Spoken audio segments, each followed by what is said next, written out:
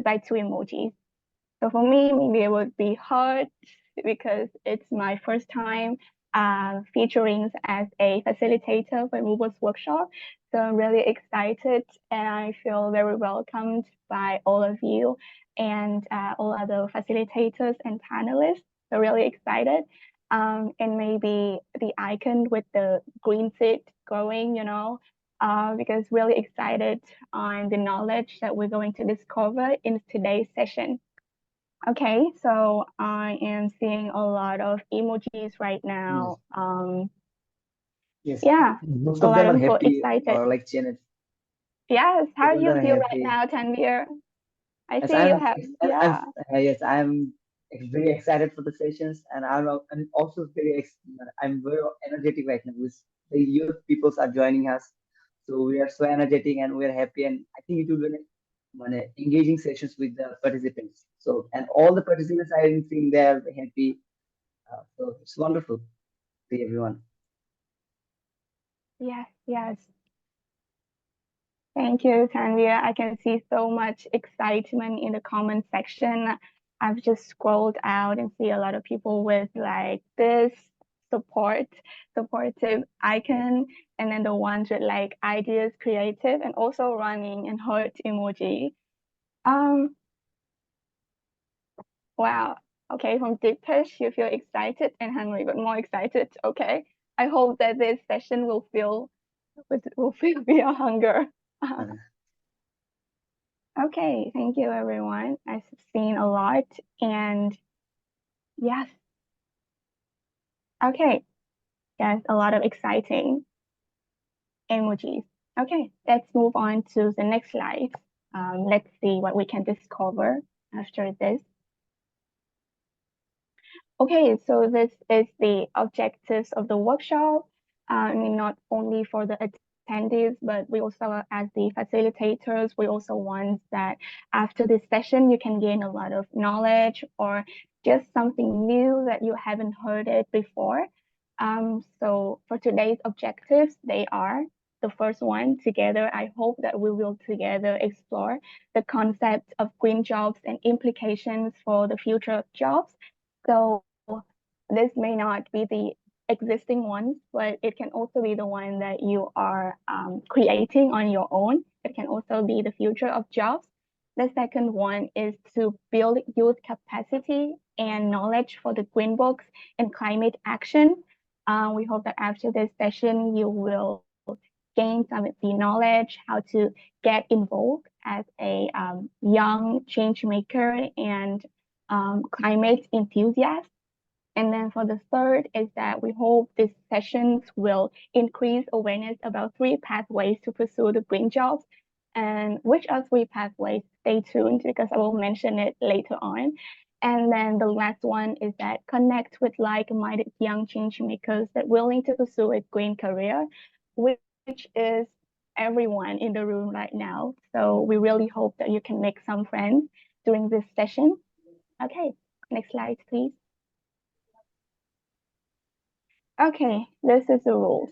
I'm not really good with rules, but this is the housekeeping rules that we have for all mover sessions.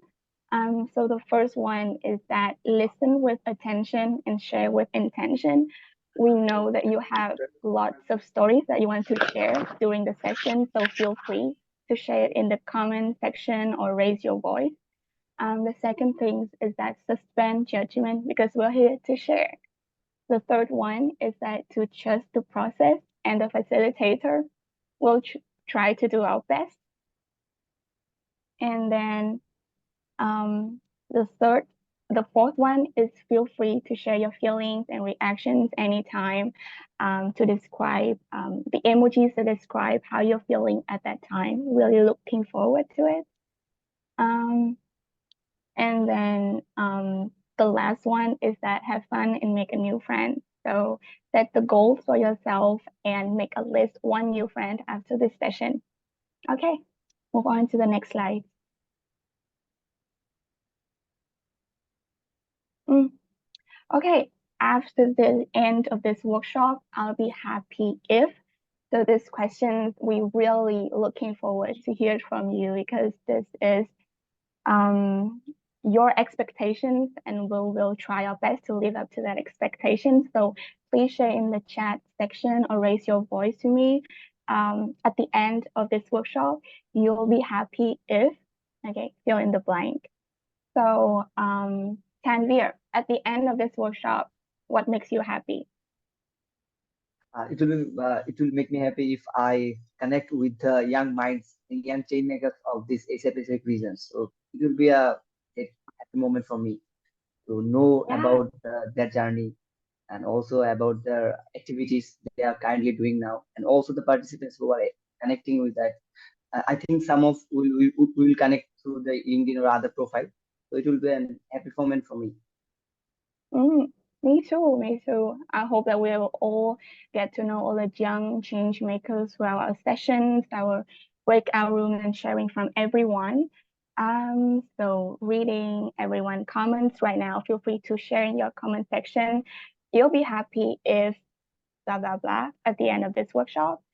So the first one from Ding Long, if more people want to embark in a green job, yes, that's one of our objectives. Uh, thank you, Caitlin. The next one is from Andy. Identify at least one actionable item. I think this is really important because not only us as a facilitators have a lot of actionable tips for everyone, but also from the panelists. Panel discussion, you'll hear a lot of sharing and tips and experience on our panelists. Okay, so stay tuned. Everyone will find some tips um, for the green journey. Exactly. I hope that too. And if people are inspired, yes, yeah, we'll be happy if after this session, everyone will be inspired and start your green transition. Okay. Um, find a lot of resources for green skills. Yeah, you'll find a tons of resources. Actually, you can check out our action book. I've included a lot of tips and useful links that you can check it out. Meet new friends. Yes, that's our top priority. Okay, let's move on to the next slide. Okay, so this is the website that we want everybody to grab your phone and then scan this QR code and let me know when talking about green job, what is the first one or two words came up to your mind. Um, you can check out the link here. You can scan the QR code. So you can open the camera app on your phone or the camera on WhatsApp app, and then you can scan and then go into the link to, type in what is a green job to you in just 1 to 2 words. What is the first word that come into your mind? I can see Caitlin here talk about sustainability. It's a really important features that we want to talk about, really closely related to green jobs. Okay, everyone, scan the QR code. Oh, can you please post the link here? Okay, sure. Um, let me post the link. Okay. You can also share in the comment section, but when it comes to the Everybody website, you can see a lot of bigger word cloud. So yeah, you can see a lot of people that also have the same ideas as you are. Okay, so let me see. Okay. Mm,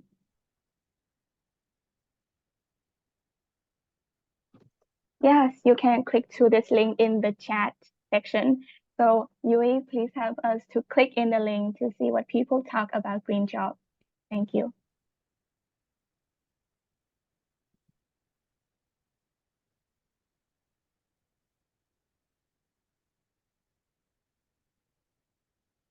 Yeah, you can click.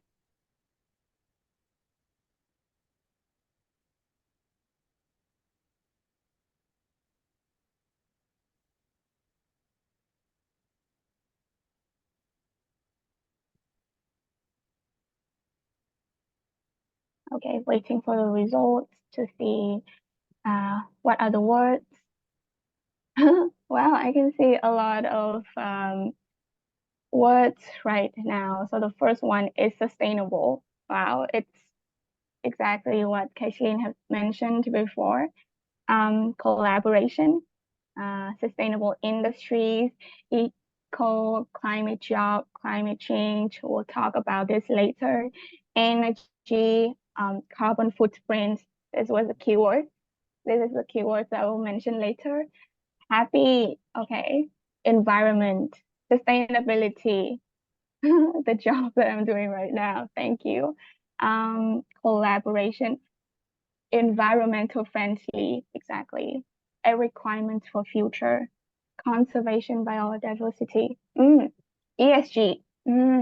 Yes. Peace, opportunity. Mm. I can see a lot of positive words right now that I can think of when I talk about the green jobs, and most of, above them all, I think the sustainable and sustainability is the thing that everyone is talking about. We had the COP28 last year. Lots of people talking about it, about building a more sustainable world. I'm really happy to see that kind of words in this board. Okay, I think there's a lot, and we will address it in the next slide. So please move on to the next slide.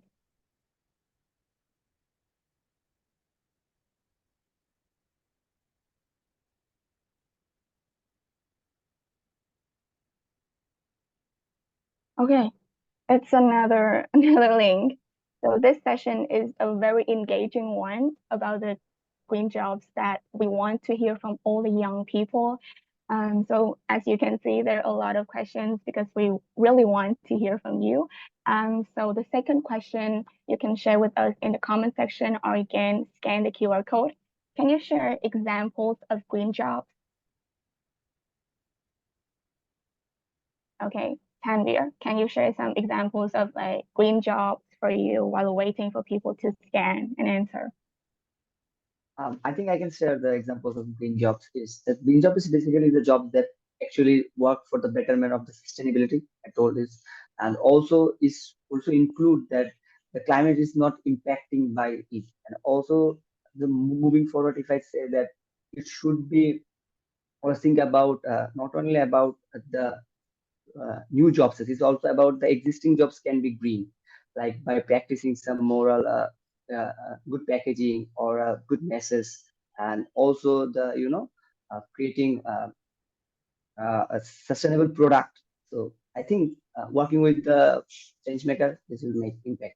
And also it should be innovative, because the current scenario is not that much.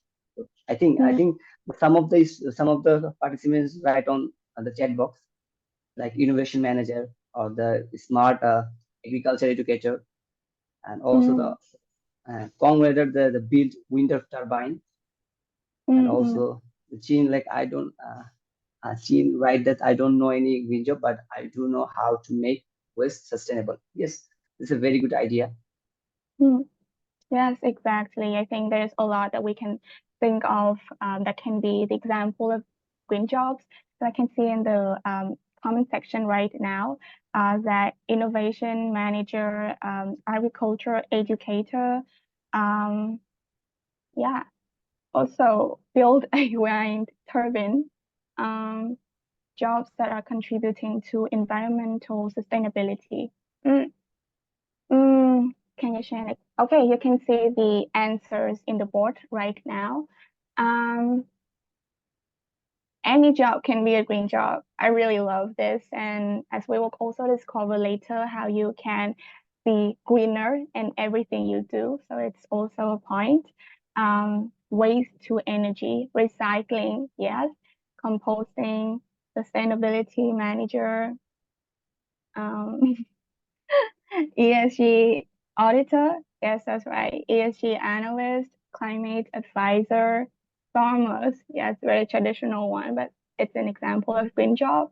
Urban planner, I can see a lot here. Um, Yes, yes. Okay. I think we can move on to the next slide to discover more opportunity in green jobs.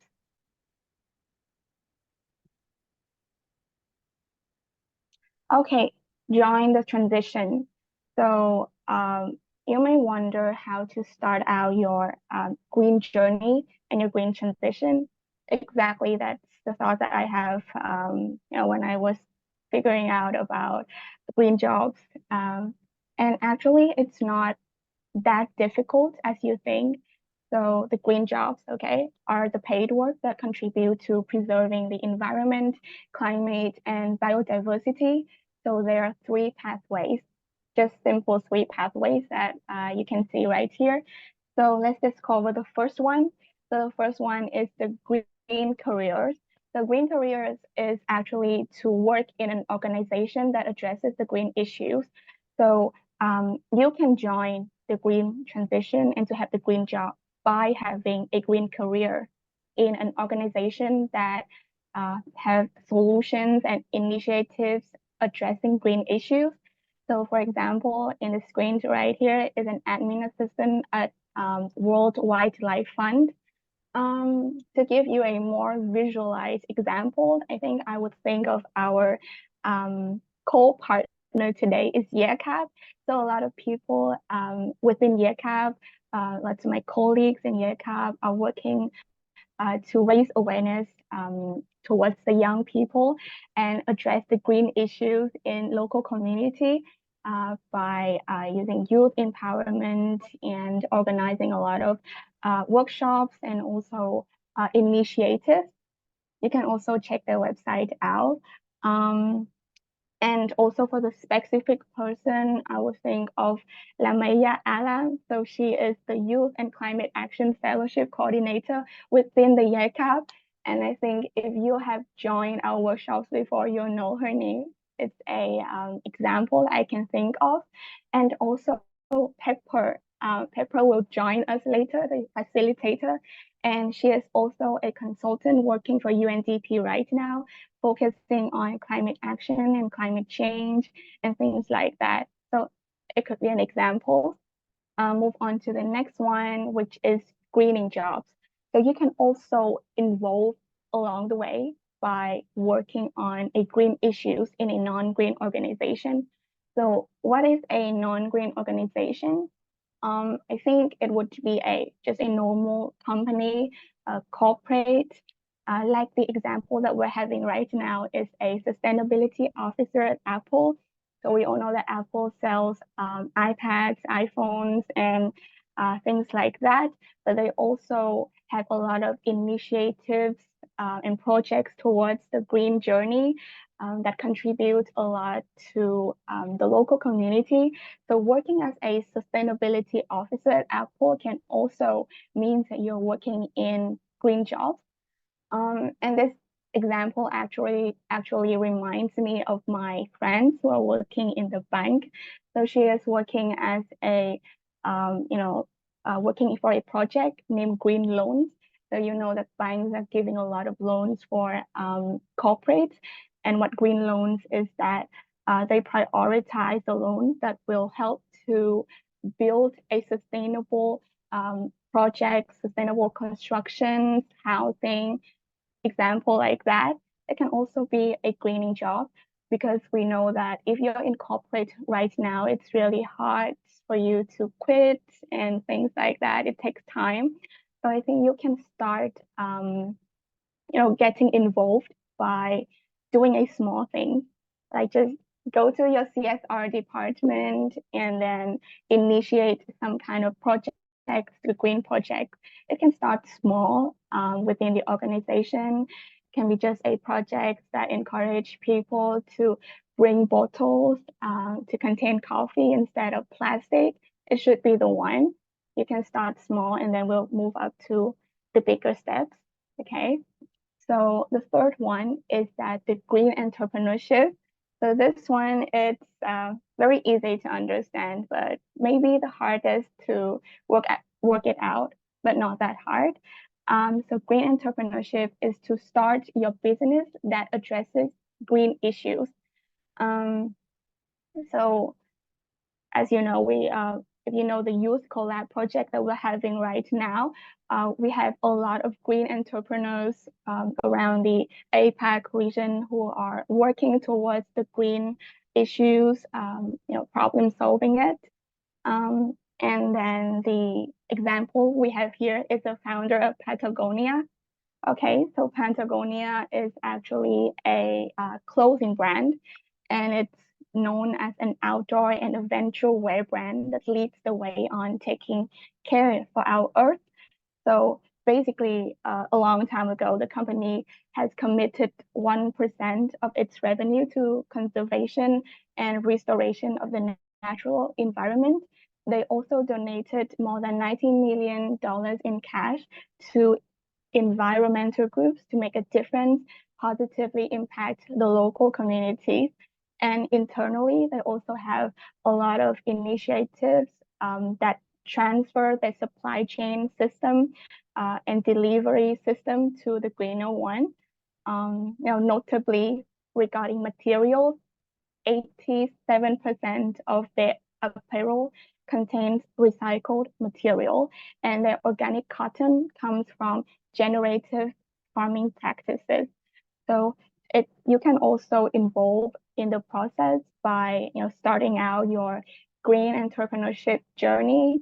And just speaking of the third pathways, it reminds me of another green that you can also participate is to be a green influencer.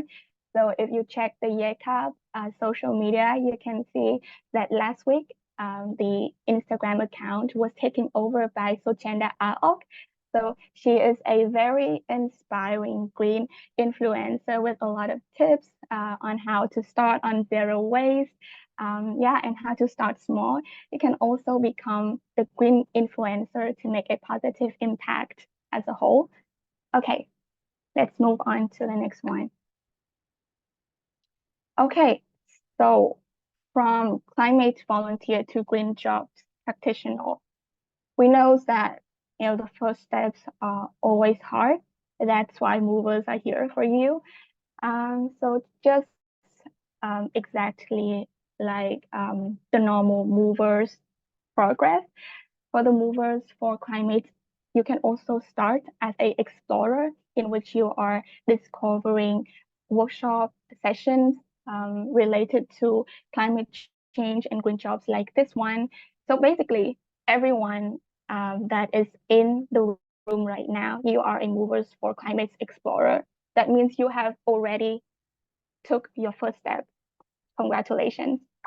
And then move on to the next one. You can become the movers for climate facilitator.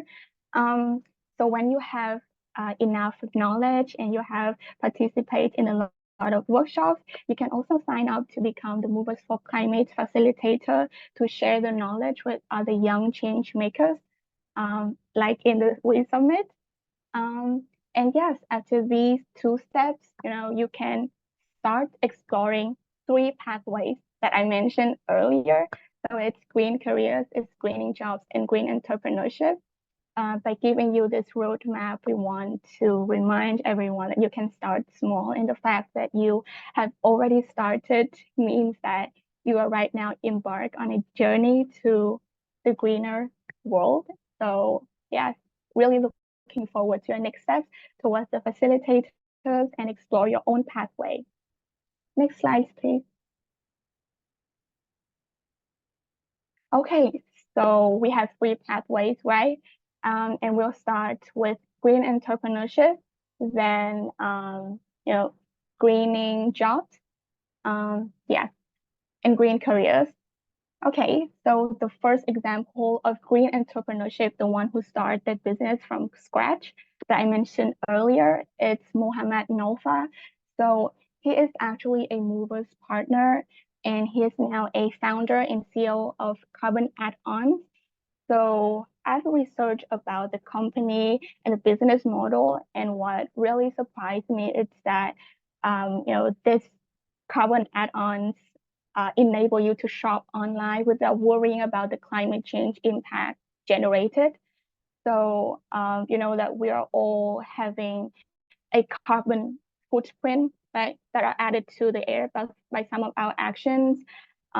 So carbon add-ons is a way of reducing the carbon footprint of buying things online. So it lets people and businesses pay extra money when they buy something based on how much carbon dioxide or CO2 was released to make and deliver it. So basically, the extra money will go to the projects that use renewable energy, or it may go to the planting trees project that can help to take the CO2 out of the air. So there's a lot of significant impact that this company has achieved throughout the years. So 200 trees have been planted and 18.26 tons of CO2 reduction. Yeah, so I think it's a very significant amount of number. And this entrepreneur, Mohammed, website also have the learning platform focus on climate, sustainability, and green jobs, which you can check out. Okay, move on to the next slide. Okay, and another example that I have right here is Monoramt Chow. So she is a movers partner as well, and she is the founder of Compost City. So, what is compost? Just quick explanation is a natural way of making dirt better for the plants. So, by mixing things like leaves, like grass and food scraps that are not eaten, these things can break down over time and turning into a material that is full of nutrients for plants. So, compost helps the plant to go faster and healthier, and also helps the environment to reducing the waste. So you can see in the left-hand side of your screen, you can see Monoroe. So she looks really happy with her compost and with the t-shirt right here. And I mean, for me, it's very inspiring to see that she and her colleagues are helping people to reconnect with their soil, their food that we eat, and the resources that we use.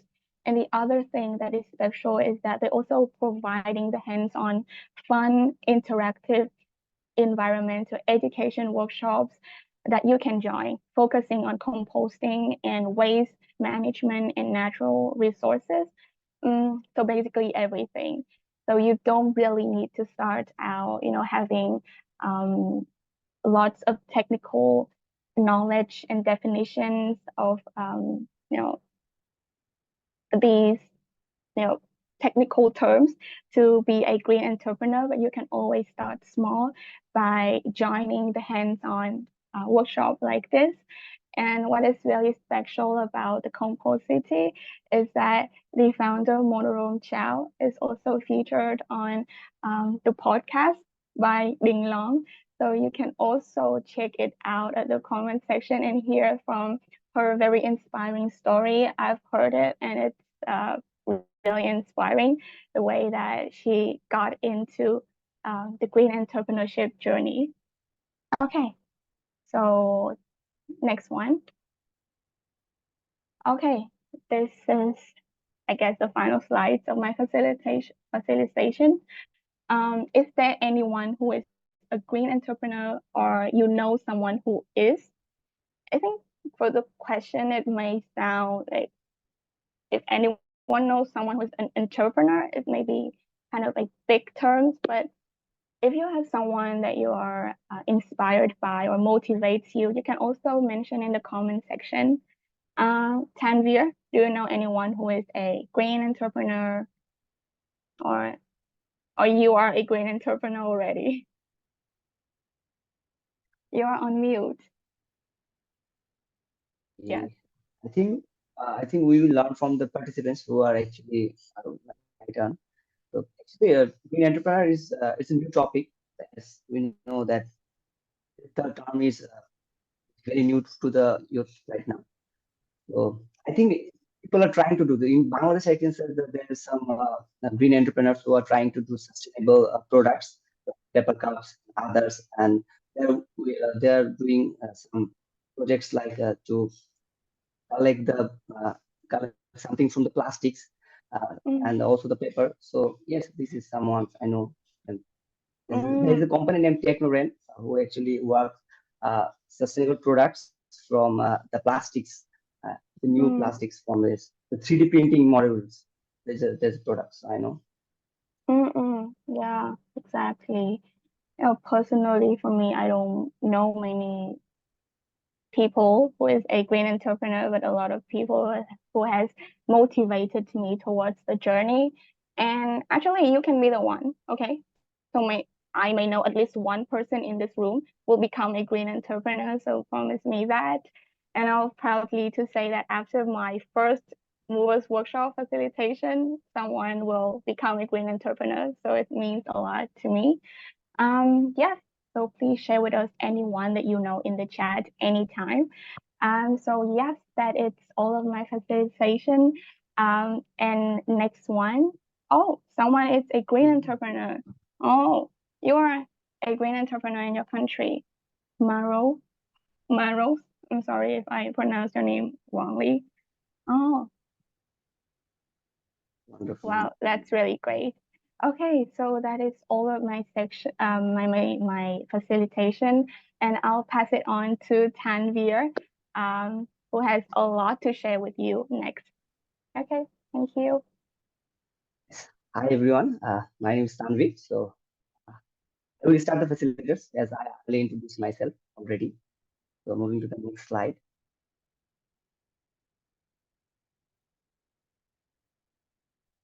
Okay, there is previous one. Yes, yes.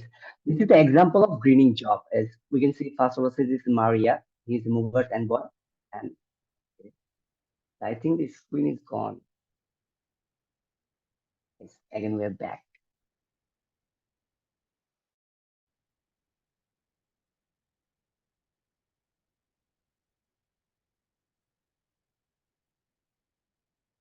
There's no problem. We're just switching the slides. We'll go through the slide.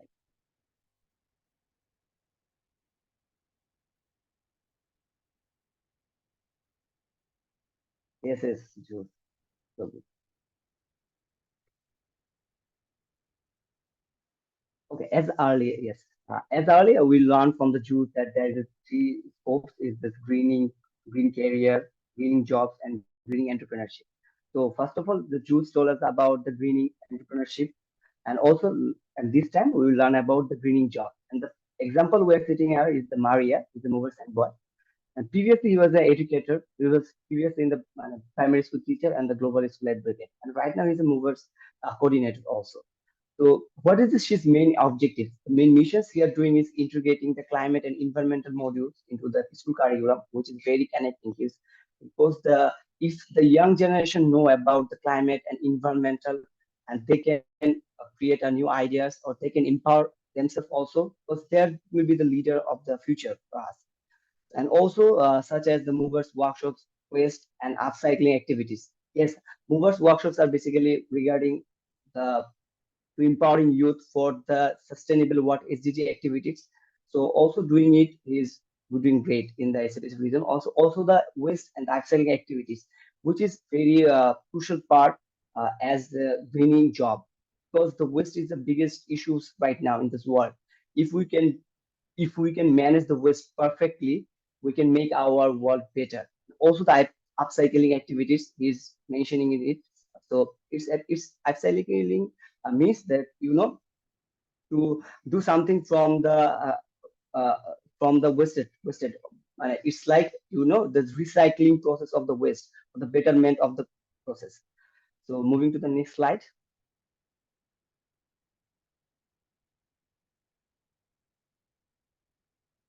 Yes, this is the Sher Shah from the Pakistan. He is a very charming guy. And also we have Sher Shah in our meeting right now. So we'll learn from him. Also, right now she is a research analyst as the human tech. And he's also a good example of the greening job.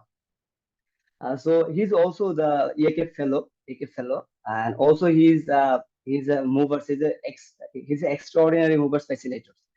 As you mentioned, as we have mentioned that last day maybe he completed 100 movers workshop taking. So it's a huge round of applause from him. It's a huge milestone as a facilitator of kindly like the Shersha, which is I think Shersha, are you available right now? Can you tell us about something? I think if you find if you are okay as as you are here in this participate, Shersha. Yeah, yeah. Am I audible now? Yes, yes, you're Yes. perfectly audible now. Thank you so much, Tanveer, for introducing me so nicely. So these slides cover all my story, and you're going to hear more from me in the panel discussion. But these slides cover all my transitions before I was in the gray industry, in the fossil fuel industry, and thanks to movers and thanks to the knowledge, I shifted to first the greening job, and then right now I would say I'm a green entrepreneur because now we have our own platform called Skillistan. So I guess you should continue with this workshop and you'll hear more of my story in the panel discussion. Thank you, Tanveer. Okay, okay, thank you, Sesha. So we learn about his from the transformation of him from the normal jobs or the traditional jobs to the greening jobs. So his main mission is to performing literature review on the climate science to find and analyze and synthesize the current climate knowledge. And also he's, as you know, that he's now right now he's a greening entrepreneur and creating learning content on climate and developing innovative communication strategies to reach the general audience. He's basically he basically work in the Pakistan region, and also he's doing great in that region. He's creating empowering the youth and also the audiences the how they can learn about the climate and develop innovative ideas and communications. He's doing great. So that's all from the Shesha. And also moving forward to the next slide. As this is the two questions, so we have to the participants have to write on the chat box that is there anyone who is greening their job or knows someone who does. This example of, as you can say, from the previous slide is Sesha, who is moved forward from the oil company to the greening job. So do you know any of them? And also so you can write on the chat box. Also, Jules, do you know someone who is the greening their jobs or know someone who does? I think a lot of my colleagues within the UNDP is screening their job. But I also have another friend coming from corporates that from an audit firm, but he is really passionate about green projects, about ESG, about how to create his jobs and other jobs greener. So he started out this small project on the plastic waste and basically encourage all the people in his office to change to um, you know replace the plastic waste. Yeah, for example, plastic bottles with the glass one every time they go to Starbucks. And actually, he even gives out some of the bottles. So I think it's a very specific example of how people is greening their job. So it's not only does that create a raise an awareness to other colleagues, but it also, the way to inspire other people to do it. Okay, I've seen Okay. some hands. Yes. Comments. Yes, the comments is Carmen. If I sorry if I name wrong, it's the Ong Sing, my Sifu and the Masters. Yes, on the also the Shesha replied that is Ong is our guru. Guru is in or in Hindi is called the master, the teacher. And also the Dinglong, right? That one of our major movers is called Chan Bora, work as a sustainable manager in the Cambodia. And so he works on making the program and process more eco-friendly. This is a good example of the greening their job perfectly. So yes, everyone is writing their things. And we also learn, and as you know, that the greening jobs or that the green jobs is a new term. So I think after 1 or 2 years, we will know more about the greening, the people they are greening their jobs, and we'll set the more examples from their things. I think from the participants we'll make one or two or many people will be the path holder of the greening job. And so that's it. So moving to the next slide. Yes, this is the Ong Sing Hal Marma. He's also movers envoy from Bangladesh. And I think the Ong Da already joined here right now. It's right now. So hi Ong Da. And also right now his positions is a agriculturist and the scientific officer, Bangladesh Institution of Nuclear Agriculture. Right now he's in Bandarban region. So he's doing their jobs. He's in Bangladesh. He's what is basically he's doing. He's help the farmers for the innovative ideas. As you know that in Bangladesh there's the peoples are mostly the farmers and they are not very educated with the learning. So the production rate is not that much. So the ONGA and the scientific officer make the innovative seeds, innovative process for the betterment of the farmers and betterment of the farm products produce the thing. They actually do the research part and also the engaging sessions to empower the farmers of the Bangladesh. And also the main mission of is to develop a sustainable agriculture system in hill farming and introduce of the sustainable technologies among the farmers, as, as I mentioned before. And so also incorporating the local knowledge with the modern techniques. Is you know that uh, people are doing the modern techniques, but the people, the local couldn't adopt it. So it is very hard to connecting those peoples that the modern technology and the local adaptation because adaptation is a very big issue right now. So I think Ongda is here and everyone is cheering. So I think we can hear somewhat from the Ongda. Ongda, can you tell us higher about you?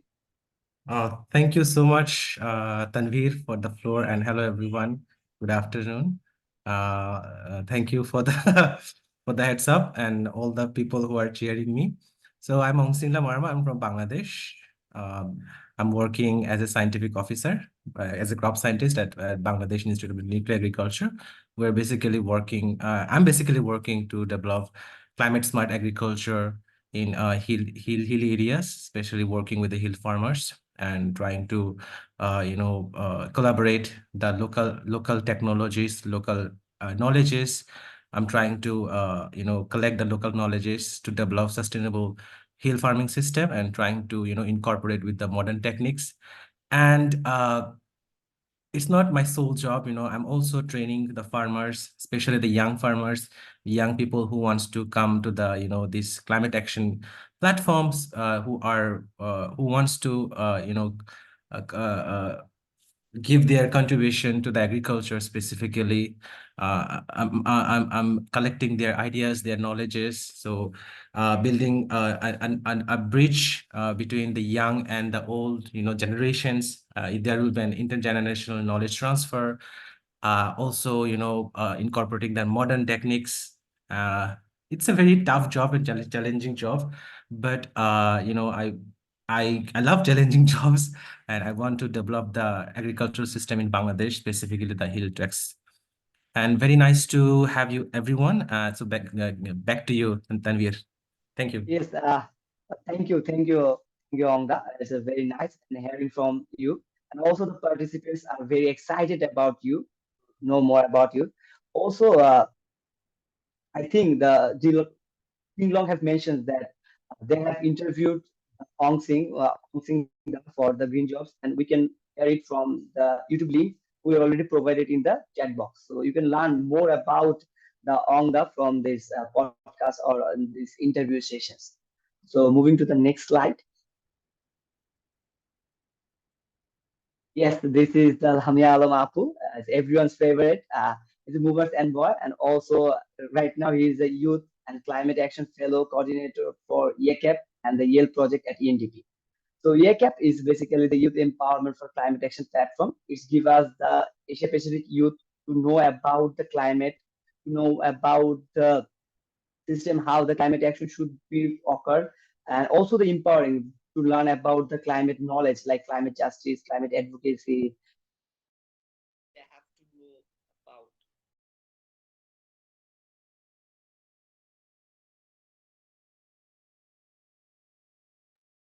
Am I audible right now? Hello? Hello?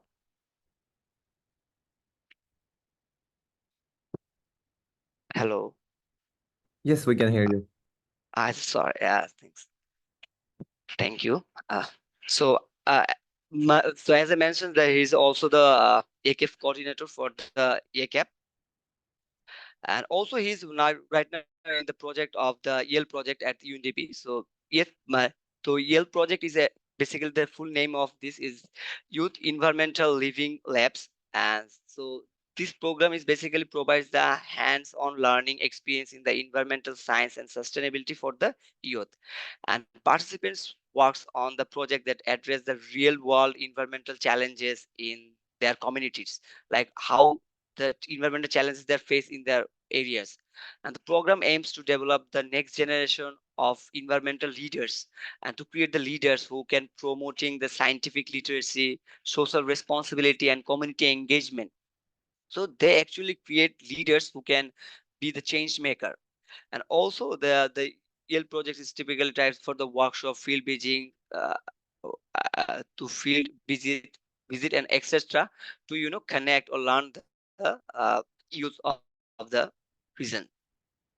So, and also the main mission of the Lamia Apu is about the main mission is coordinating the YK fellowship and the YK dialogue for design to implement and reporting also, and also the building a community of youth climate leaders and promoting meaningful youth participation. So he's always worked for to connect the the youth climate leaders and their participation in the different aspect, how they can empower yourself, and also so he's basically as a good mentor of me also, as I mentioned, because I was in the EACAP code 3 in the communication. So I learned in so I learned so many things from this Lame Apu about the how the climate actions should be occurred in the local areas and the learning from him.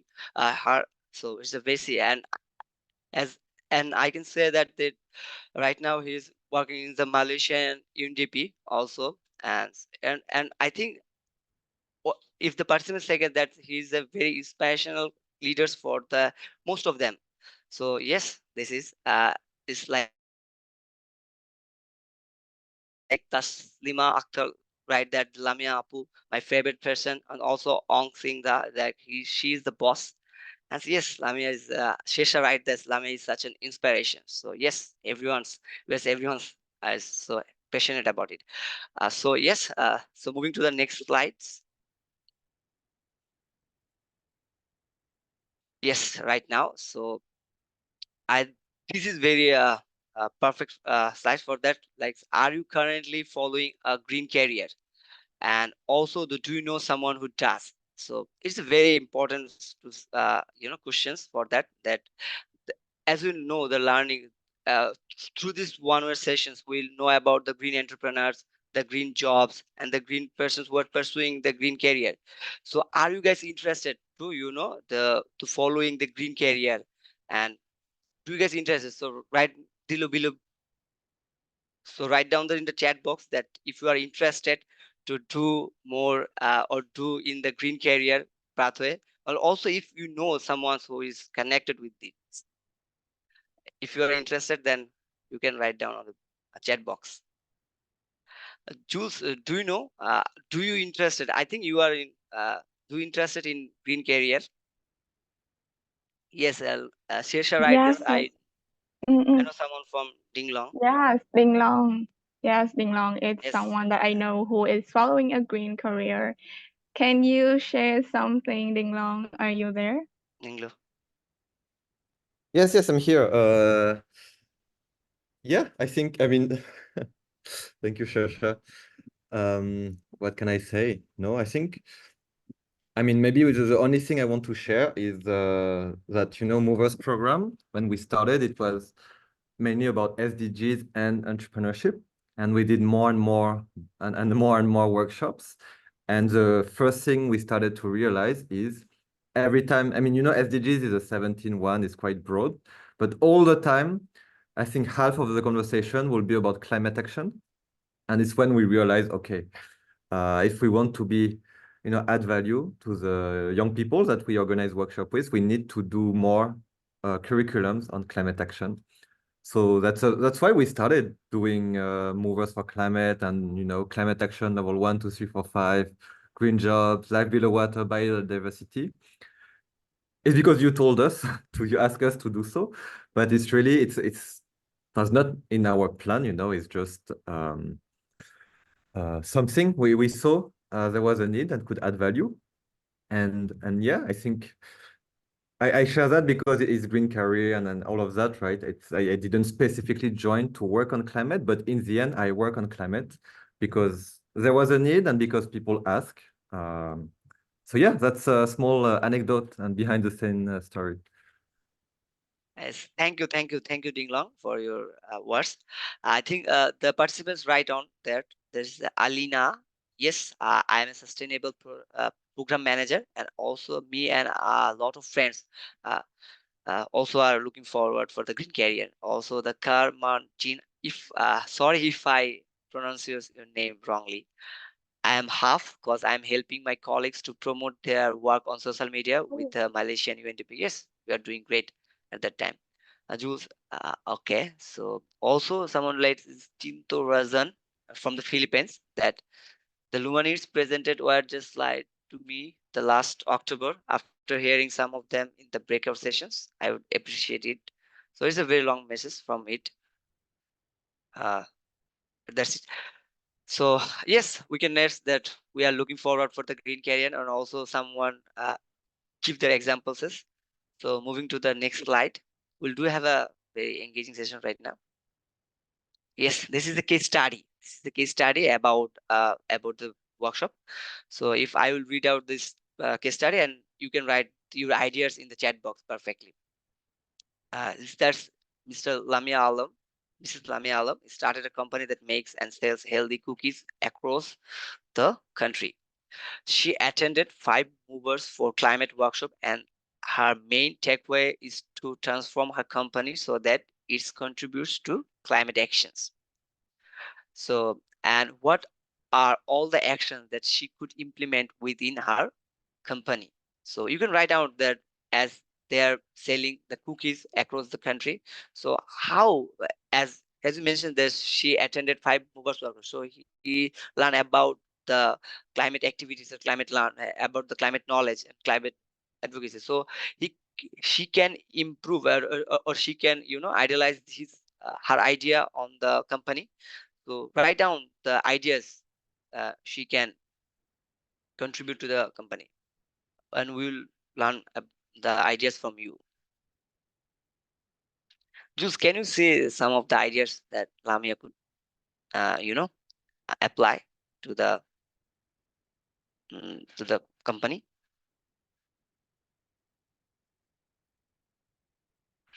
So, okay, Jules is busy, maybe.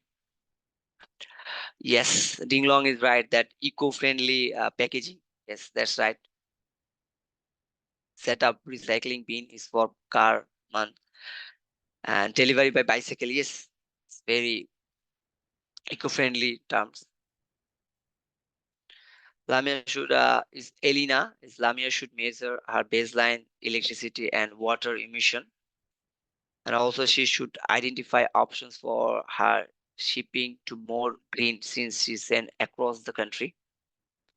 Buy from the local. Yes, this is from Shersha. Yes, I think I want more participants to participate about this case study to write about their the ideas that how Lamia could contribute to the company by local suppliers. Yes, after then the supply chain will be short and the local suppliers will be get benefited from it using sustainable packaging. Yes, everyone is mentioning yes, sustainable packaging. Yes, as you know that in this world, you as you mentioned that if you are running a business or something, you can make it sustainable through a very simple act, taking steps like sustainable packaging, buying from the local uh, suppliers, and also kind of delivering by the bicycles. This is the way.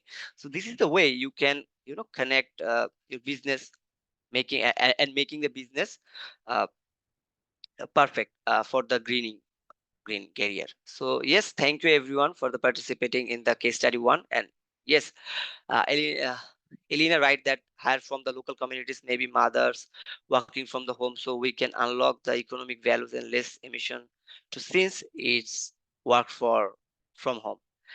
And also the Liqui Zhang, that I know some who has running a corporate that business is to transfer plant fabric into packaging, which to be the main supplier of the giant supermarket like Walmart in China. So it's very thank you, Wing Zhang.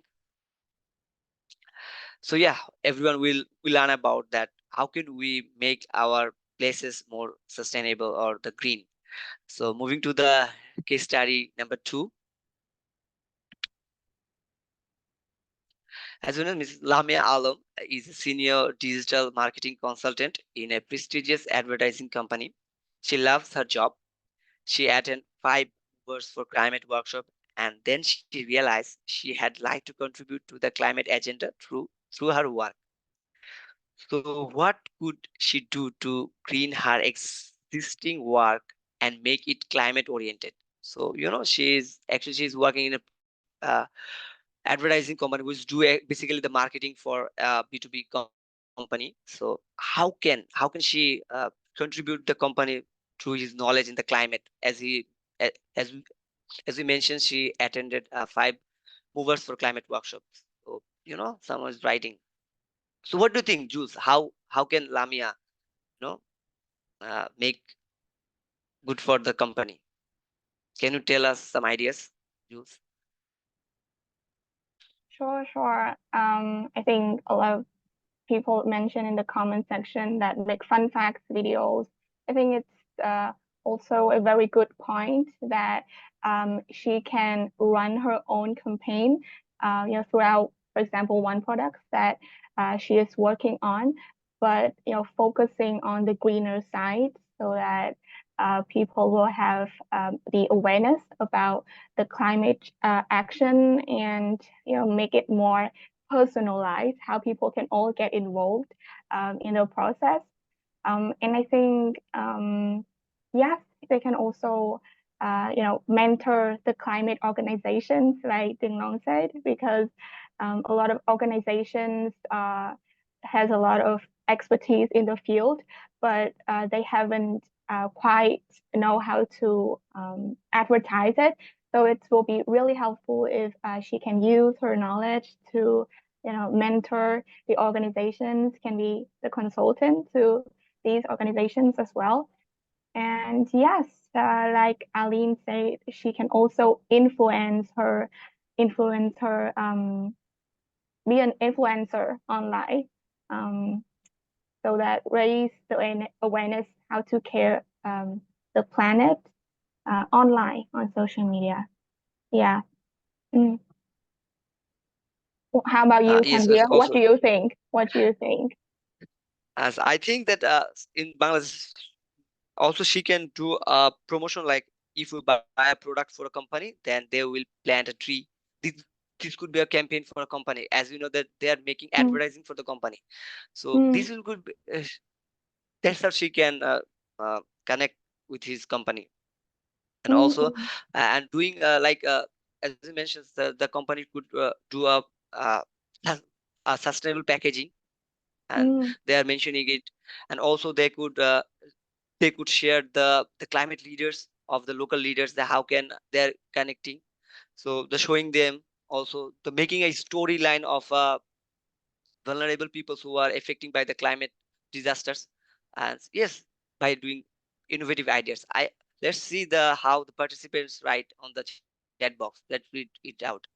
Making fun mm, facts about, yes, also Elena, like she can join groups like climate reality group as a core. As AI, she can contribute making climate campaigns. Yes, William said she can manage a climate campaign, share his knowledge with her friends. Yes, also how this we can share the knowledge and make empower others also, the who lives with us. And she can also influence her colleagues to take care about the planet. Yes, as as you mentioned, she attended 5 workshops, so she learned many things. She can distribute this knowledge to the others people.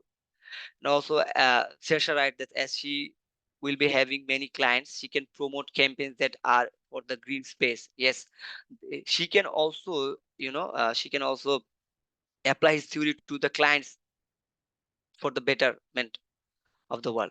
And walk the talk, bike to work, reusable eating container, veggies, less paper in the offices, paperless office, and biodegradable laundry influence uh, office mates and bosses. Organize the tree planting, share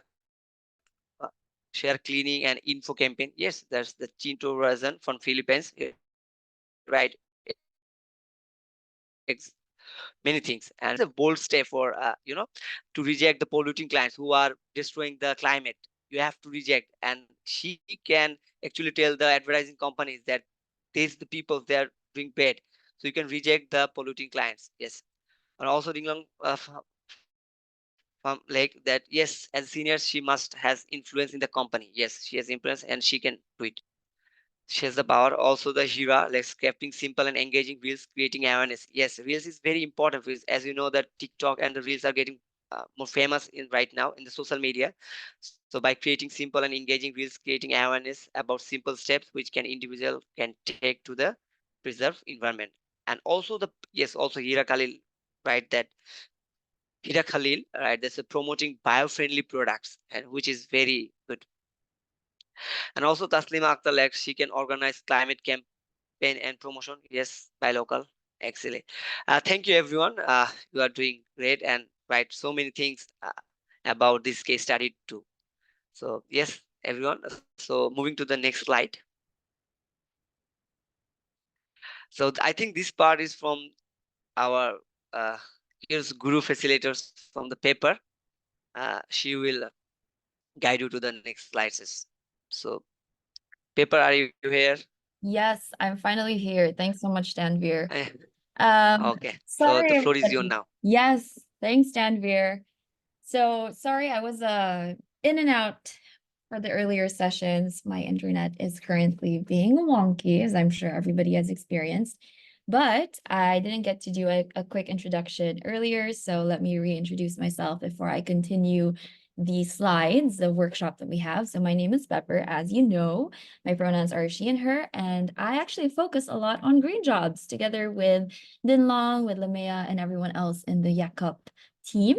So this topic is very big for me and very close to my heart. So let's move on with the slides that we have for today. So we were just talking about already some case studies and some examples, very concrete examples that we have on green jobs and what people can do about it. We just finished that example with the Mea. So just know that there are many, many other examples that we have that are actually recorded. So as you can see in the screen right now, we have a couple of different videos under the Movers Green Jobs Pioneers community and initiative that we had that you can watch online if you scan this QR code. So of course, we'll send this over via email or via the WhatsApp, whichever platform is available to send this to. But if you want to read more about green jobs and people's stories, people's insight, there's a lot of stories available for you through this channel from many other people. And I'm sure you have Lamea here on episode 2. You have Ong on episode 3, and a lot of other amazing people as well talking about it. But to move forward, I actually have another sort of activity for everybody in the next slide, which is very simple questions. Once the slide has moved, there we are. I wanted to ask, with everything that you've learned from Jules, from Danveer so far, 2 questions. Which pathway do you feel fits you the most? And of course, why? And what would actually help you pursue this green jobs pathway? So it's going to be different from everybody. And of course, there's no one pathway for each person. You can have multiple pathways. You can have differing ones. You can move from one pathway to another at any point in time. But right now, at this moment, especially as you folks are understanding more about green jobs and connecting that to your own life, which pathway do you think fits you the most? And why is that? And what could help you? You know, you never know. The people who are in this call, there's 43 of us, could actually have the tools or the network or whatever resource you need to help that. So if you could share that with us, that would be really, really great. What we're going to do is we are going to go into a breakout room. So we are going to, are we going to do that, Yui? Do you still want to do that? Or do we want to just have them put it in the chat box and they can answer that? I know we still have sufficient time, so I think it's okay to go to the breakout room, but I'll wait for your thumbs up. Okay, I can. Sorry, can you hear me? Okay, I can send you breakout rooms. So okay. All right, so we have time. You can go to a breakout room, share your name, nickname, and then your answer to the 2 questions. I'll send the questions as well in the chat so you can see it again. See you guys in 10 minutes.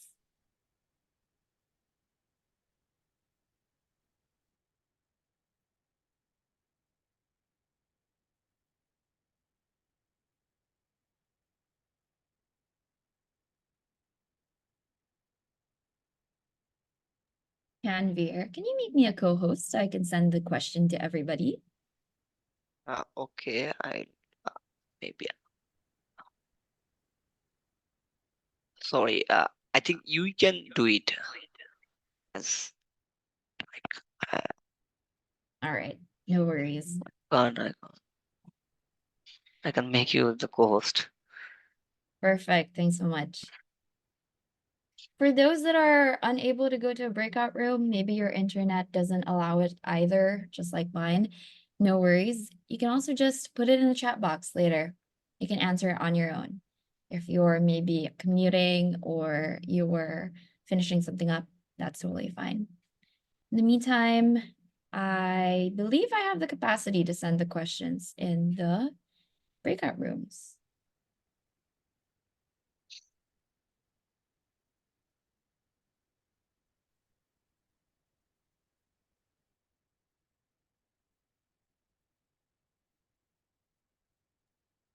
I have the capacity for anything because I have your support, DL. Unfortunately, I am not able to find the opportunity to send a message. Yui, could I kindly ask you, because perhaps you were the one who made breakout rooms, could you send the questions to them? So apparently I can't achieve anything that I want. Yeah, I don't have the broadcast button, probably because I didn't make the breakout room.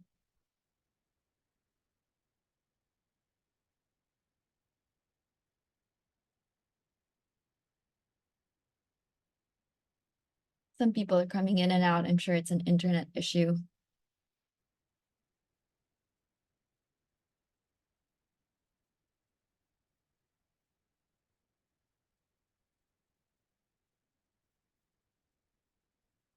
We sent out people in the breakout room 20 minutes into the hour. So I think 10 minutes, so 30 minutes into the hour, we can bring everybody back.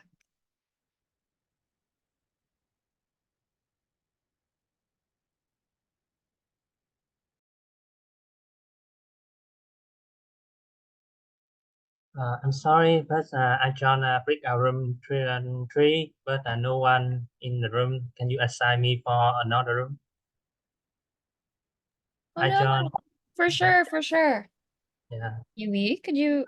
Oh wait, no, you know what? I could do it. I found the broadcast button. Let me put, do you have a specific number? What's your favorite number, Kwang? Okay, 2. 2? Okay, let me put you into that.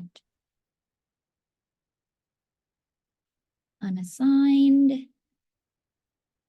I will move you to 2. There you go. Thank you. See you.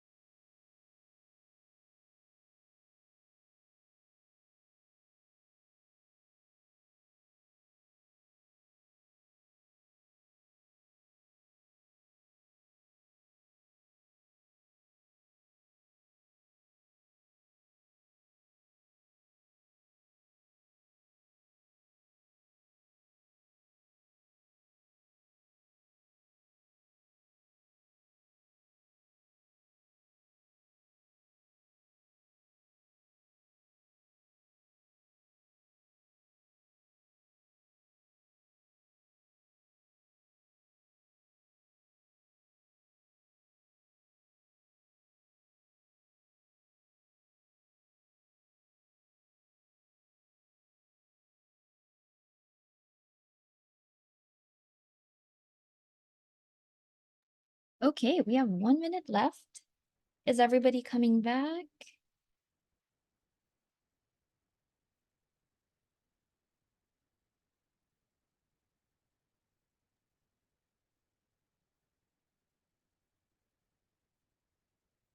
Few more seconds and then we're going to close all of the breakout rooms.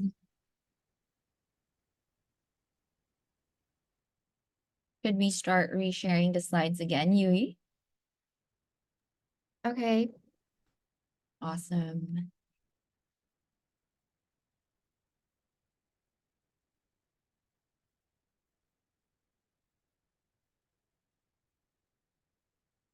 Okay, it's 30th into the hour. I'm going to go close all the breakout rooms. We are.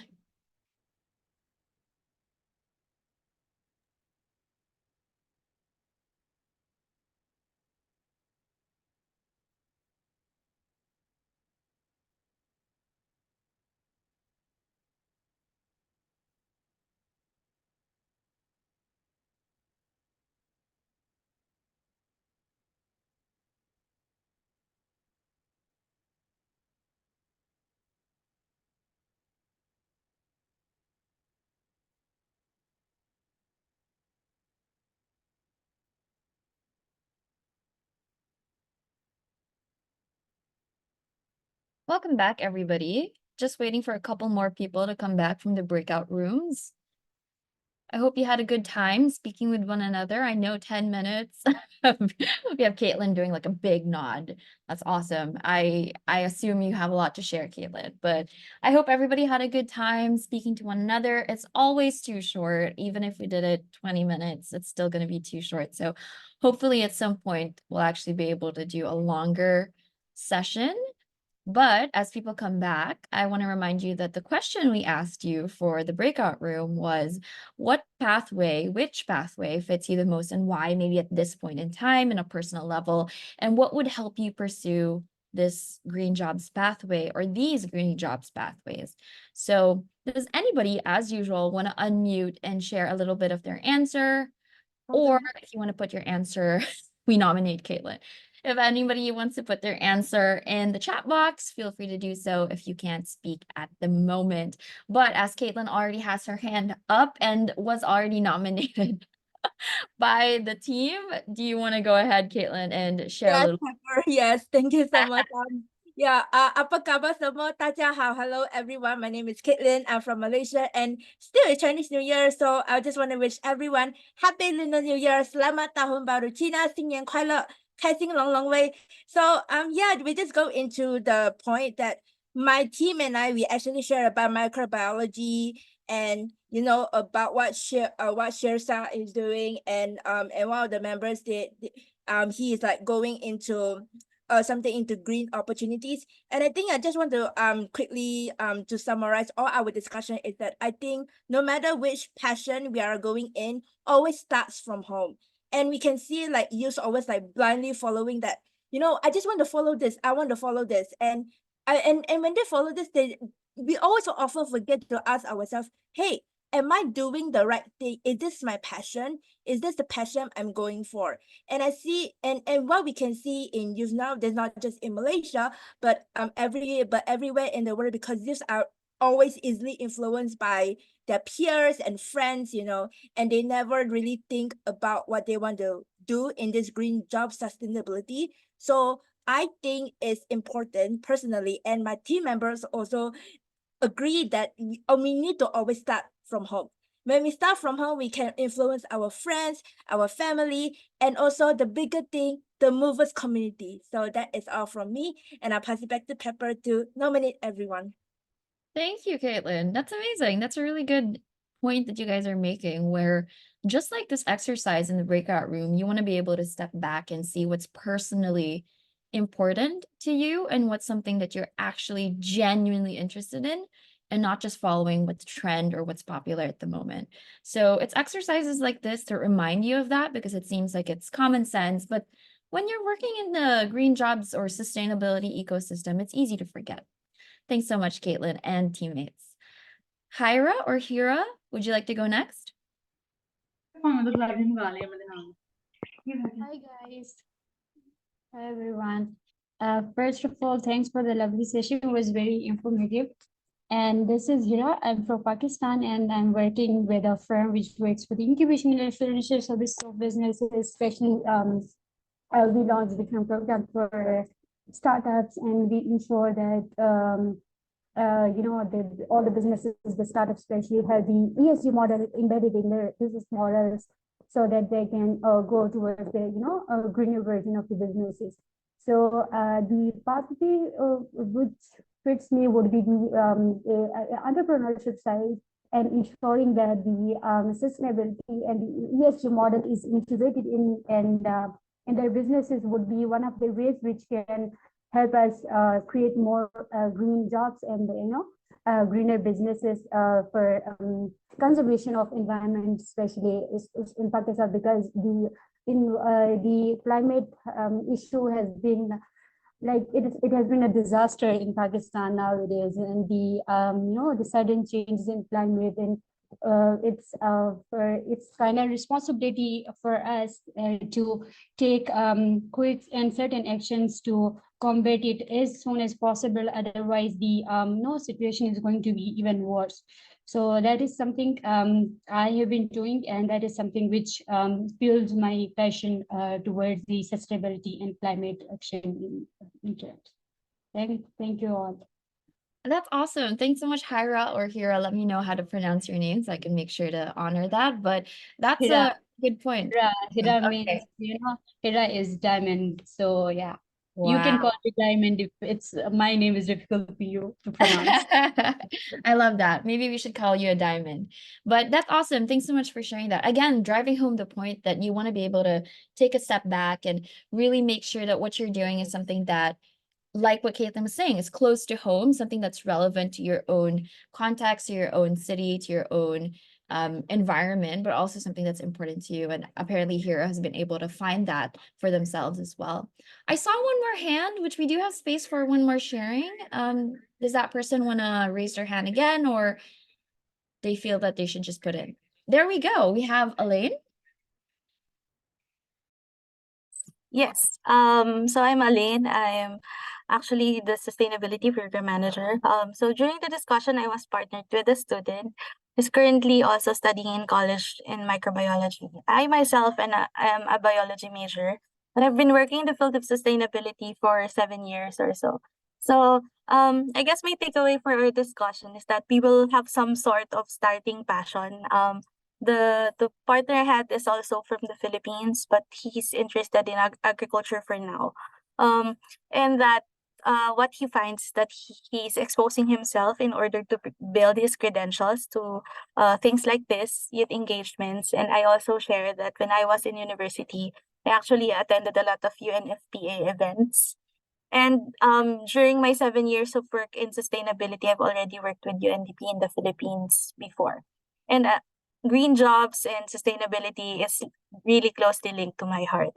So now, if you hear people tell you that there's no money in doing green jobs, I'm telling you no, because it's a high-paying job and it's in demand right now. You can work in ESG firms, you can work in the corporate sector, you can work in development sector. So you get paid while doing something meaningful and close to your heart. And so going back, what would help you pursue these green jobs? I guess for the younger ones, you really need to learn, study, and expose yourself to people. Like the ones here. For me, maybe exposing myself again to the younger generation, so maybe I could inspire or just take some sort of passion. Because as you meet more people, you'll see also more people pessimistic about the environment, about doing green jobs. And it's also good to engage with the younger generation so that they can take something from us. Awesome.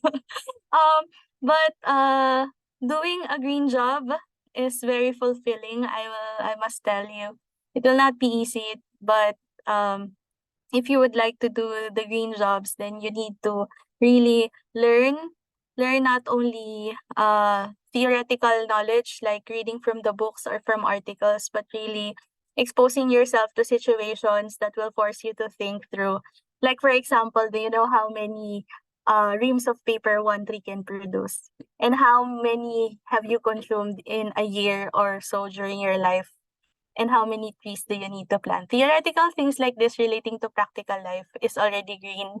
So applying it in whatever role you take, that's a step ahead, because doing sustainability or doing green must start from within, like what was previously said. Thank That's you. so awesome. Thanks so much, Elaine. So many good points there. And first off, I want to say whoever you're partnered with in the breakout room, it was probably destiny that you meet them. I can't believe you even have the same undergraduate course. You were meant to see each other or to meet each other. But other than that, there's so many other things that Elaine was talking about, right? With green jobs comes green skills, and with green skills comes different forms of those skills and how you could obtain that knowledge and that skill set. And at the end of the day, sharing as well their personal experience of fulfillment when it comes to green jobs is always a nice thing to hear, and always is something that makes you feel hopeful about being in this field. Another thing that Elaine mentioned is actually just generally the amount of open roles and the amount of just generally how much popularity in a good way green jobs is actually gaining. And so for a little bit of the next few minutes, let's focus a bit more on green jobs and essentially why are green jobs important? What are green jobs? And everybody is here today because they're interested in the topic. So if we move to the next slide, let's focus a little bit on one specific industry. And give me a second, I'm just going to mute my phone. Okay, there we are. Let's focus a little bit on the transportation industry, just to give you a bit more concrete of an example or a case study when it comes to green jobs and how crucial they are in the next coming years. They already are crucial today in this year, in the past couple of years, but even more so in the next couple of years. With one of the new things that was brought on in the past 2-3 years was the banning of short-haul domestic flights by France. So this is probably you've seen in the news, or this is something you've heard of in social media. But essentially, the context here is that France has banned flights that are a certain number of minutes or hours that could be taken by train. So if you're going from one city to another and it only takes an hour or two, they would prefer that you do that rather than taking a very short flight, because as we know, that's actually less damning to the environment, right? And so with that context and with this news, and this is real news, right? If this is the first time you're hearing this is real news, and this is a real law that has been passed. So with that new policy in place comes actually a lot of positive repercussions when it comes to the climate. First of all, when it comes to jobs, we're going to need more people who can work in the train industry. Now that we're shifting from these short haul flights into train rides, we're going to need more people who are going to work in that field, whether that are front facing people, you know, people who give the tickets, people who are conductors in the train, people who are mechanics in the train, or people on the back end marketing the train, in the office, focusing on the strategies and whatnot. But there's so many more roles that are now needed if everyone is going to shift from taking flights to taking trains, right? Another result of this context of this news is that more people are going to need to shift from the airline industry to the train industry, because now that there's less flights, or maybe even no flights for short haul distances, then you're going to need to move those people into a different industry. So as you can see here, the point is that there's a lot of movement when it comes to job creation and job loss that are related to the green economy, to green jobs and green skills as well. So this is just one example in the transportation industry. There's so many more examples in others. If you have any examples that you have thought of, that you've seen in the news, put them in the chat box. I'd love to hear about that. But again, there's just so much of these transitions happening now. They're happening right now, and they're about to happen in the next couple of years as well. I'm going to move to the next slide, but I also want to mention something in the comment section or in the chat box. Elaine did mention just transition. Exactly. It's a major issue transitioning coal plants. Exactly. So coal plants is a very big topic. As we know, COP28 just finished. So that's something that was widely discussed during that convening. And Shah if I'm saying your name correctly. Feel free to correct me if not. Speaking of oil and gas industry, it's scared of job loss. I used to tell geologists that you'll have a place in carbon capture and storage in the future. Oil and gas industry, of course, just like what Elaine was saying. So like you guys mentioned in the chat box, and again, if you have more examples, feel free to put that in. But in this slide, you'll see from this source that by 2030 itself, there's so many other industries that are going to be shifting, again, with a just transition in mind. And this is something that we are working towards. And this is good news. This is really good news for us.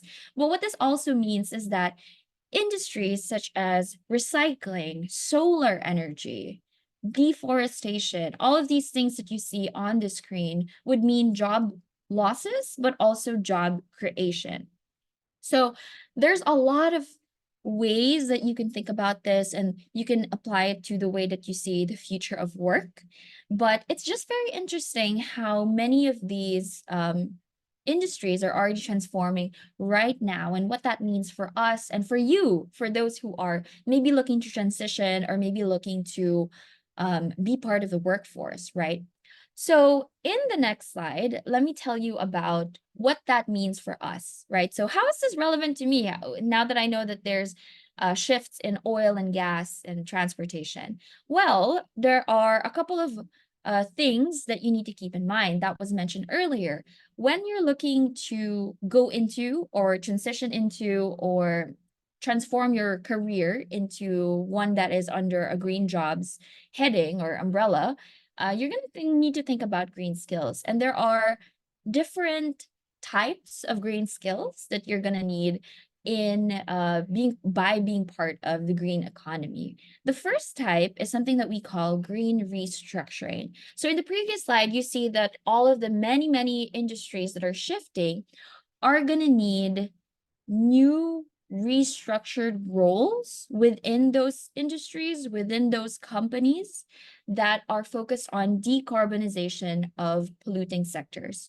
So oil and gas, we know, are part of the polluting sector, and we need to make sure that we are able to restructure those roles within the same company or within the same industry.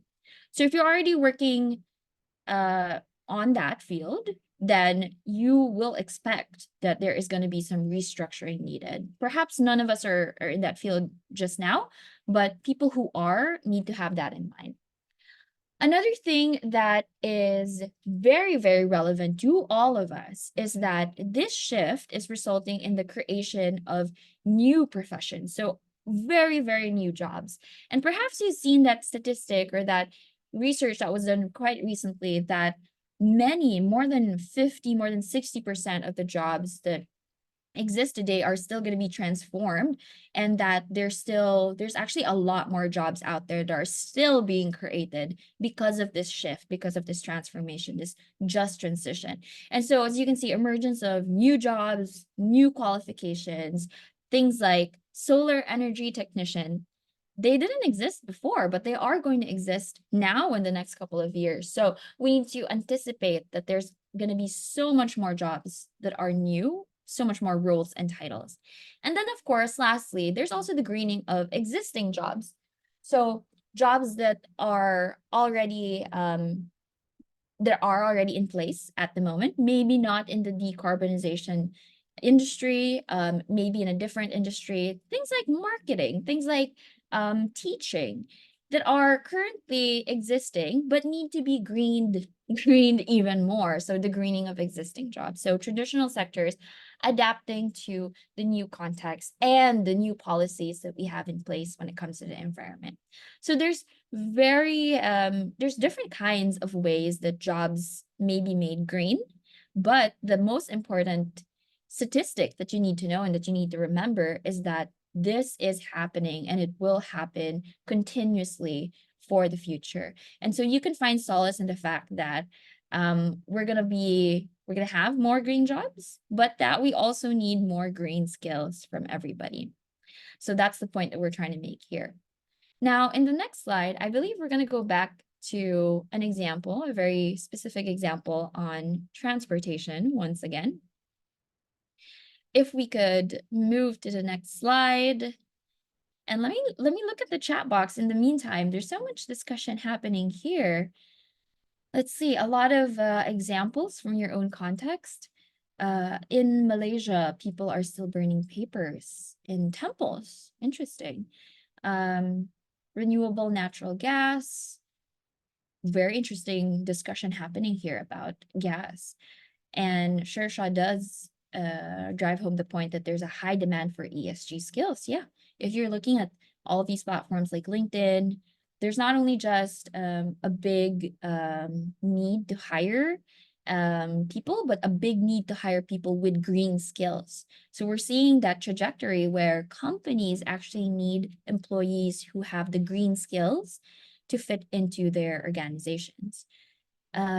Jules reminds us to revisit the action plan book and more discussions that we can see here. During the COVID, online learning became more popular, which also contributed to the worldwide green education trend. That's quite interesting. If we could move to the next slide, Yui. So, is there a problem with our slides? There we are.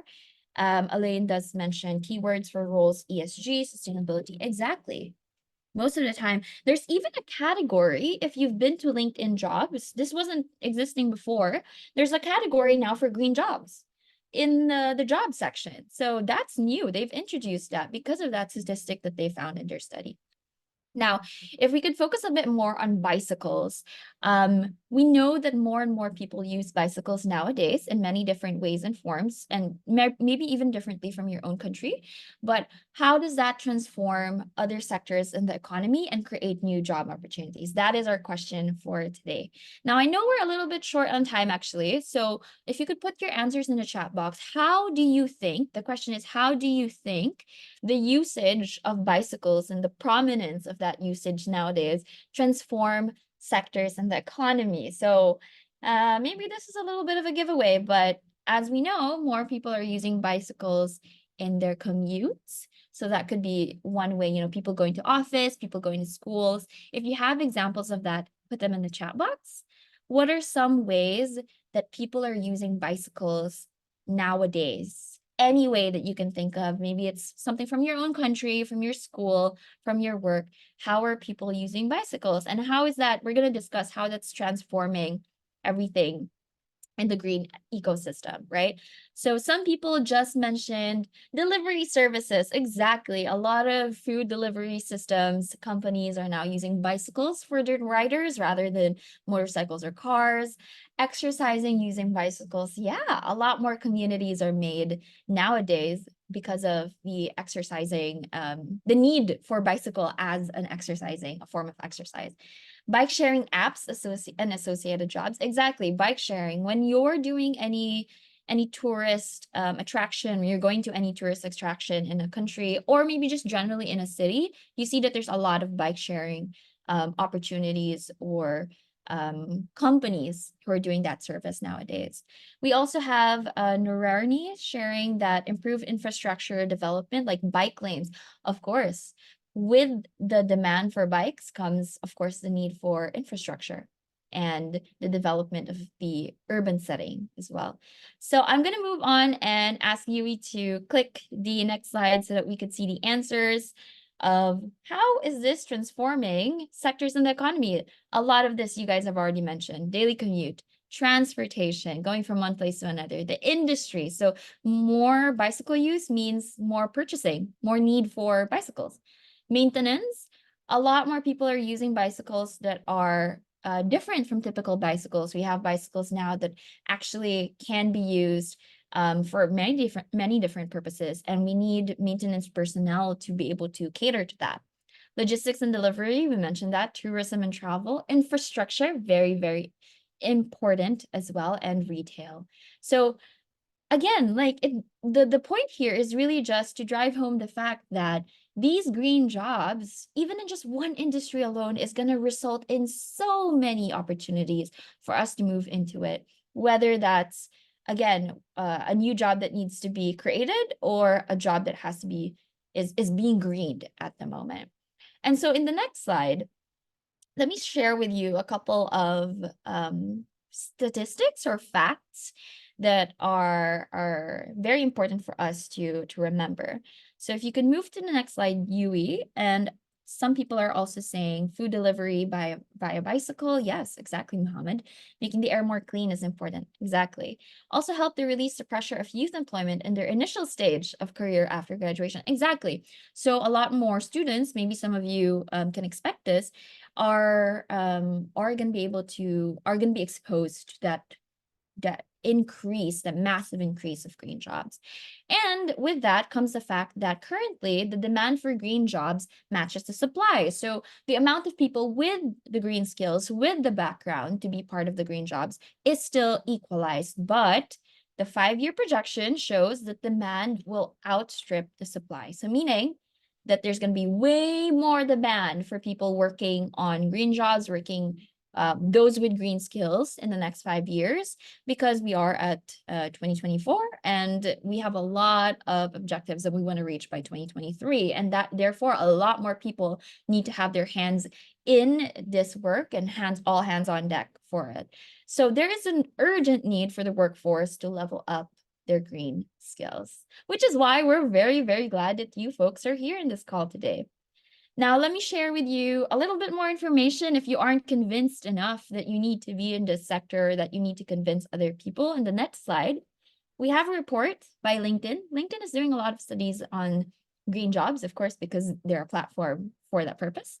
But number one, I already mentioned the demand for green talent will soon outpace supply. Number two, hiring of green talent is accelerating faster than overall hiring. So that was what I was mentioning earlier. Other than hiring those with general skills, people are looking for those with green skills. The fastest growing green skills come from both mainstream and emerging sectors. So that is a fact that you can think about. It was mentioned by someone earlier that things that we learn in school are, of course, important and definitely do contribute to green skills, but new things, new skill sets that we can only learn from workshops like this, by being part of the movers community, by having mentors, are also things that you need to gain in order to have these green skills. So both mainstream and emerging sectors are important. And the volume of workers moving into, so those that are already in the workforce and are transitioning, is quite low. So that's something that you want to keep in mind as well as you go into this. So those are just some of the facts that you might want to have in your back pocket if you're thinking about green jobs or being in green jobs. And I hope it gives you a lot of hope, a lot of positivity in moving into this sector or transitioning into this sector. And as you do that, as you go back again and take a step back and reflect on your journey, we do have a couple of questions for you on your career plan. So in the next slide, you'll see some questions again, and perhaps this could be put in your notes, though the link that Jules is continuously sharing in our chat box. You could write this down and you could just take note of the questions. So what environmental, climate, or biodiversity issues do you care about? These are some of the questions that are very related to the earlier breakout room. How could you address these issues through your day-to-day job or day-to-day schedule if you're still a student in your internship? What is your dream green job? What will your work be about? And what do you need to land your dream green job? So because we have still a panel afterwards that these folks are gonna inspire you so much more, I want to leave you with these questions that you can answer on your own time, in your own platform, whatever you're using is in that drive. But we do have another set of questions in the next slide that perhaps you can take just 1 minute to go through, or with Yui's permission, if we could actually save the activity to the last question that I have. So I want to skip this one first as well. I want to give you concrete tips on what you can do, right? So if we could go back to the previous slide, Yui, just so that everybody could get these concrete tips. Where do you start? How do you start? Because the question before this is, how do you start with a green career, with greening jobs and green entrepreneurship, as some of you are interested more in that? Well, these are some tips from us. First, understand your dream job and pathway. Write it down, make it happen. But in order to do that, you need to understand what that field or that role is about. Number two, this was a point driven home many times in this workshop. Understand yourself, your values and goals. Number three, research and explore green jobs and refine your plan. Number four, assess your training needs. So what is the gap and how do you fill that gap? Number five, enhance your personal branding and keep meeting people. So these workshops and these events are very good platforms. And number six, facilitate a green jobs workshop just like we did. And if you want to do a green jobs workshop with me at any point in the next couple of weeks or months, I'd be happy to co-facilitate with you, especially if it's the first time you're doing one on green jobs. So we will leave our LinkedIn in a bit, all three of us facilitators, but one question I want to leave you with is in the next slide. What is one concrete action you can take right after this workshop that will bring you closer to your dream green job? And with that, we are gonna end the workshop. But first, if I could ask everybody to turn their camera on so that we could take a picture, or else Yui is gonna kill me if I don't take a picture. Pepper, I'll do the love facilitation. Dinglong calls me the love facilitator. Oh, I love that. Can we take a picture, Caitlin, just right before I hop out? And I'll show everyone what's the love part. I think Dylan's gonna be very, very proud of this. Okay, hi. So hi everyone. My name is Kama. You can call me Caitlin, and I'm from Malaysia. As we know, and our season movers know, that we have three hearts that always post in the movers workshop. We have the small heart, which is called, I like to call the Korean heart. And we have the medium heart. It's called the Taylor Swift heart. And then I like to call the Caitlin heart because why? This is my personal favorite. And we have the big heart. Yes, my Sifu, Ong-Sing is doing it because the Ong-Sing heart, because Ong-Sing likes to just distinguish the pose. It's like big, medium, or small. You do the Taylor Swift, Korean, or Ong-Sing heart. So I'll pass it back to Pepper, and Yui will do the countdown. Over to you, Pepper. Oh my gosh, I love that, Caitlin. I wish I could do more than one heart at a time. Can I do like this? Okay, Yui, you want to do the countdown? Okay, are you ready? 3, 2, 1. Okay, one more time. Okay, 3, 2, 1. Okay, thank you so much. Yay! Thanks, everybody. And Yui, back to you. Okay.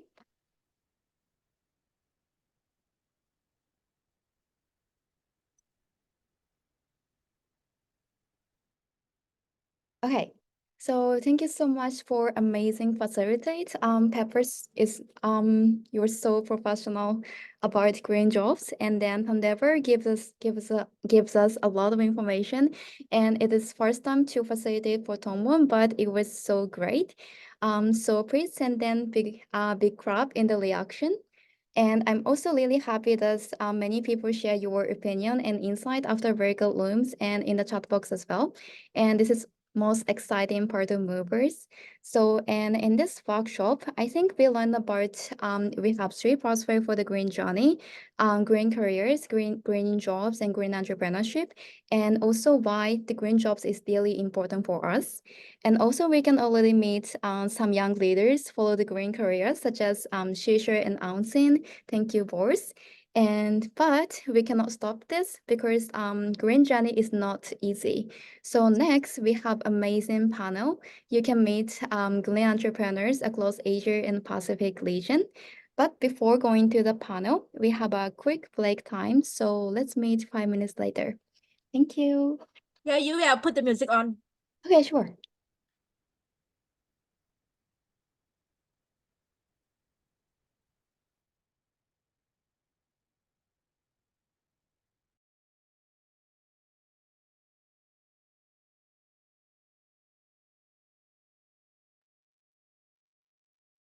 You wanna be a DJ? Yes, Yui, I will be the Okay. DJ, and I will share amazing Chinese New Year songs because we need to get into the mood. Right, Pepper? Yes, we need to get into the mood. Hang on just for a bit.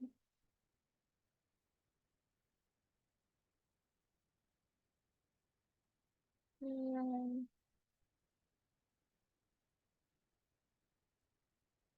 Mm.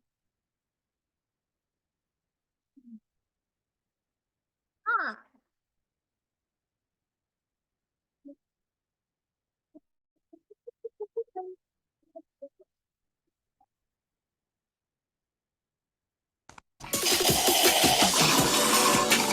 瑞宾娜为独特喝彩，举杯共饮，喜乐翻倍。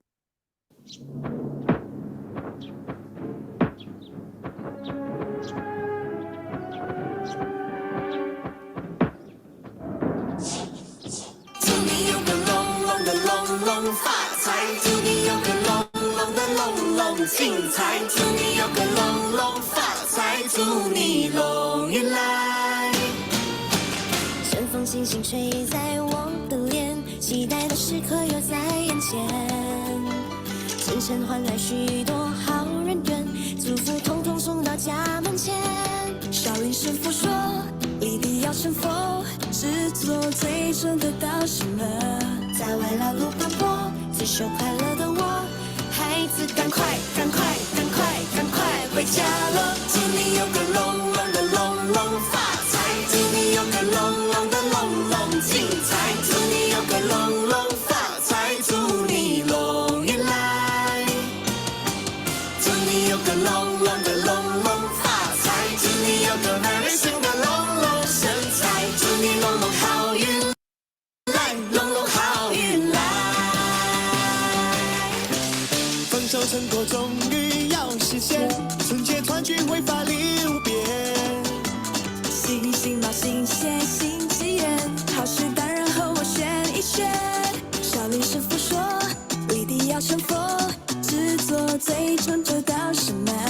在外劳碌奔波，只求快乐的我，孩子赶快赶快赶快赶快紧握手如意，吉祥快乐全都跟随我。祝你有个龙龙的龙龙发财，个龙龙龙龙发财，祝你龙运来。龙龙财，祝你有个 very 新的龙龙身材，祝你龙龙好运来，龙龙好运来。人转身法娴熟，龙行太极，滔滔奔涌，智慧深长。少林师傅说，立地要成佛，执着最终得到什么？在外劳碌奔波，只求快乐的我，孩子赶快赶快赶快赶快回家喽！祝你有个龙龙的龙龙发财，祝你有个龙龙的龙龙精彩，祝你有个龙龙发财，祝你龙运来。祝你有个龙龙的龙龙发财，祝你有个 very 新的龙龙身材，祝你龙龙好运来，龙龙好运来。祝你有个龙龙的龙龙发财，祝你有个龙龙的龙龙精彩，祝你有个龙龙发财，祝你龙运来。祝你有个龙龙的龙龙发财，祝你有个 very 新的龙龙身材，祝你龙龙好运来，龙龙好运来。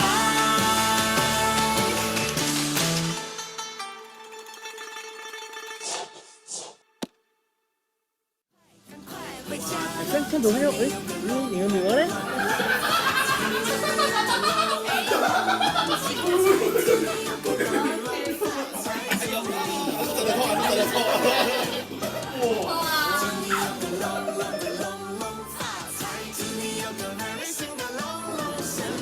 So what is the next big thing? Well, Galaxy believes the next big thing is you. Me? Yeah. 在全新的龙年。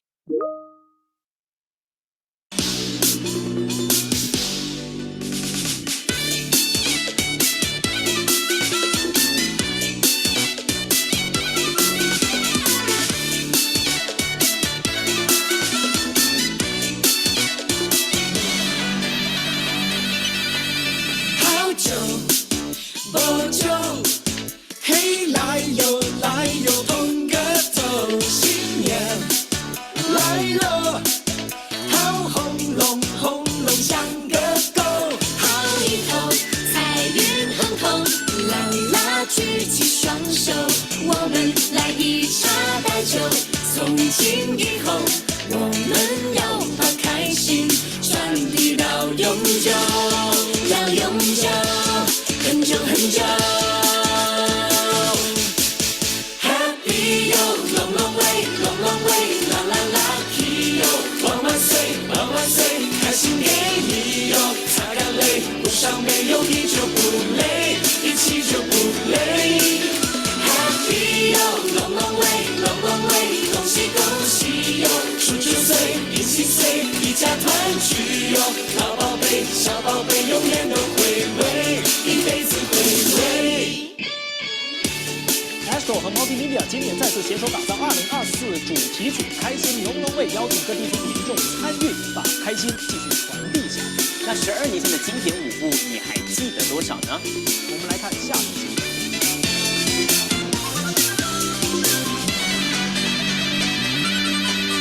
好久不久，嘿，来哟来哟，碰个头，新年来喽，好轰隆轰隆像个狗，好意头，财运亨通，拉里拉举起双手，我们来一茶带酒，从今以后，我们要把开心传递到永久，到永久，很久很久。Happy 哟，long long way，long long way，啦啦啦，lucky 哟，万万岁，万万岁，开心给你哟，擦干泪，路上没有你就不累，一起就不累。Happy 哟，long long way，long long way，恭喜恭喜哟，数九岁，一起岁，一家团聚哟，老宝贝，小宝贝，永远都回味，一辈子回味。Happy 哟，long long way，long long way，啦啦啦，lucky 哟，万万岁，万万岁，开心给你哟，擦干泪，路上没有你就不累，一起就不累。Happy 哟，long long way，long long way，恭喜恭喜哟，数九岁，一起岁，一家团聚哟，老宝贝，小宝贝，永远都回味，一辈子回味。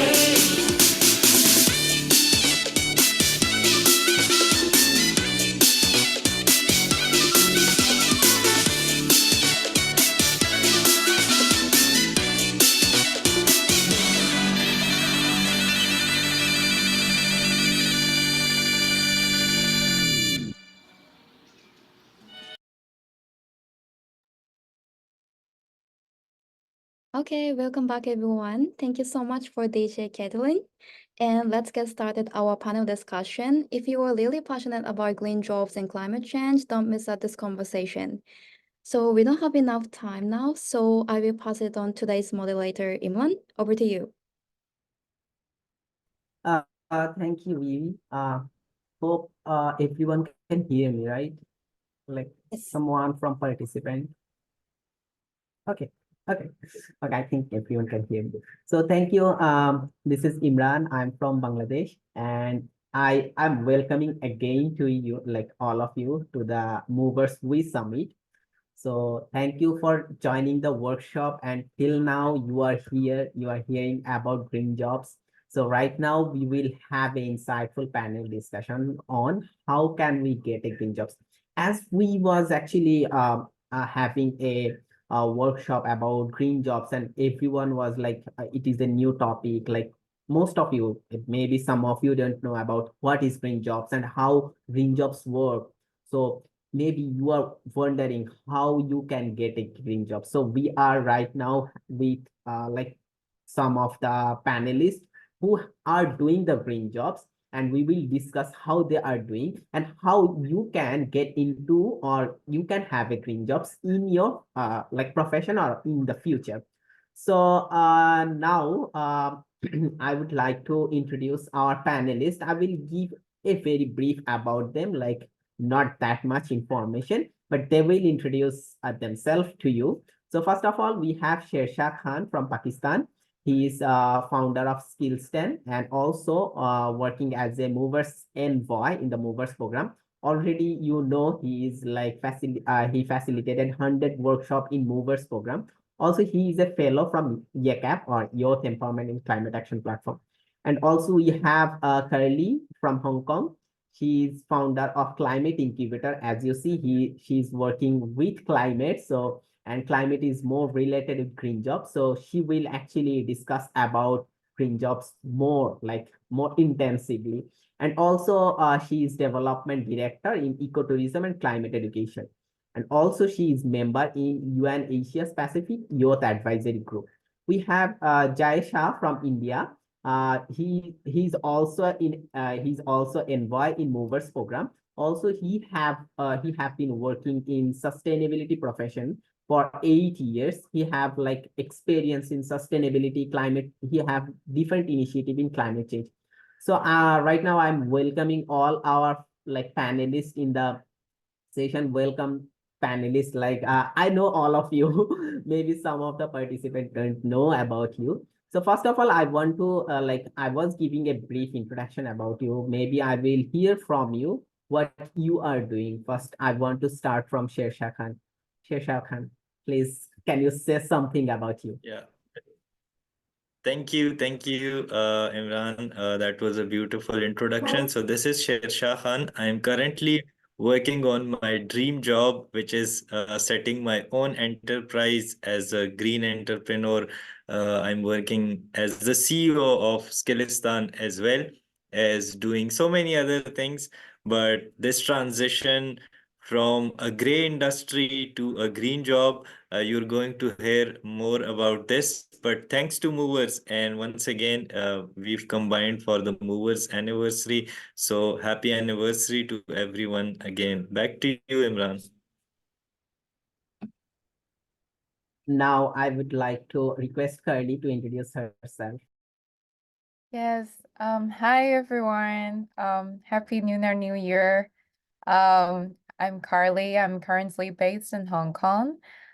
So 3 keywords to introduce myself would be climate, education, and also youth.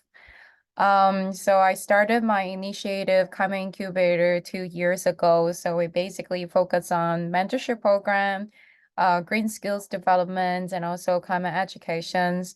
We're currently working with different youth to build like a APAD mentorship program, not only in Hong Kong, but also with other countries as well. So it's lovely to be here, and thank you for inviting me, and I'm looking forward to the conversation.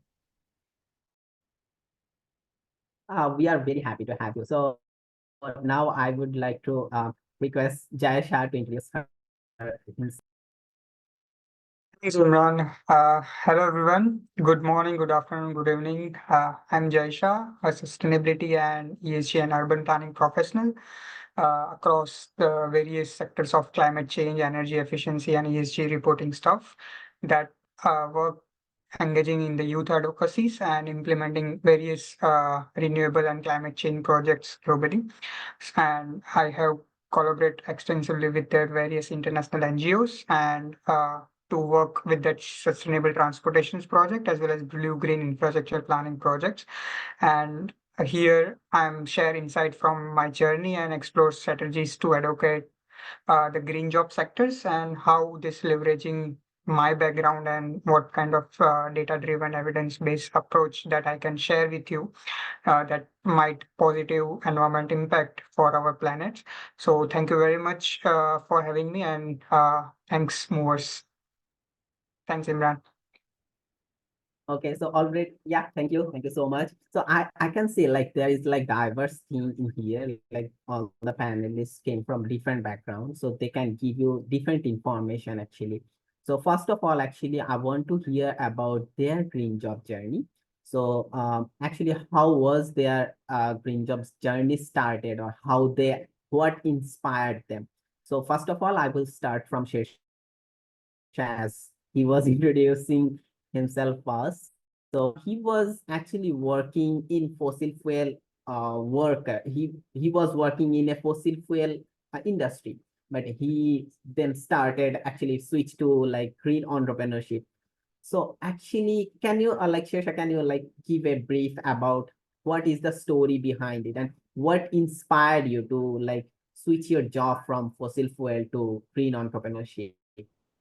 Yeah, thank you so much, Imran. So I would start with this that, the categorization that we saw in the previous workshop. So I started with, I would say, a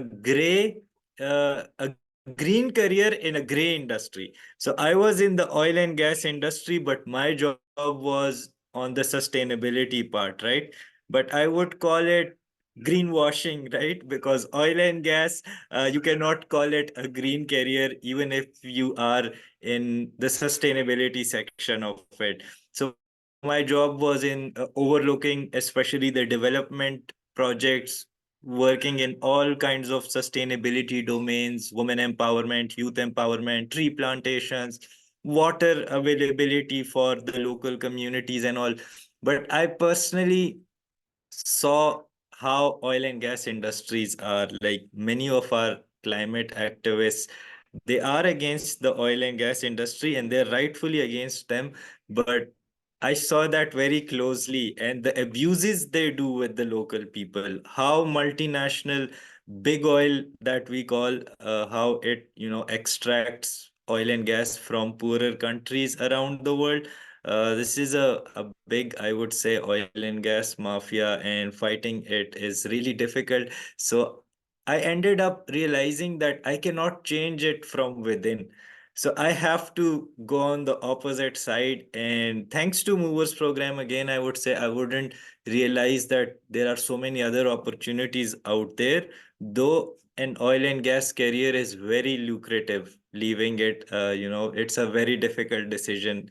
Green jobs don't pay this much as an oil and gas industry pays. But my morals, and now that I was a mover while sitting in the oil and gas industry, this is the story of 2021. So I couldn't morally, be fully committed to one side, and I had to end up leaving that career. And I first started, I would say, a greening job, because I was in this YouTube channel which was doing many other things, but I promoted climate education within it.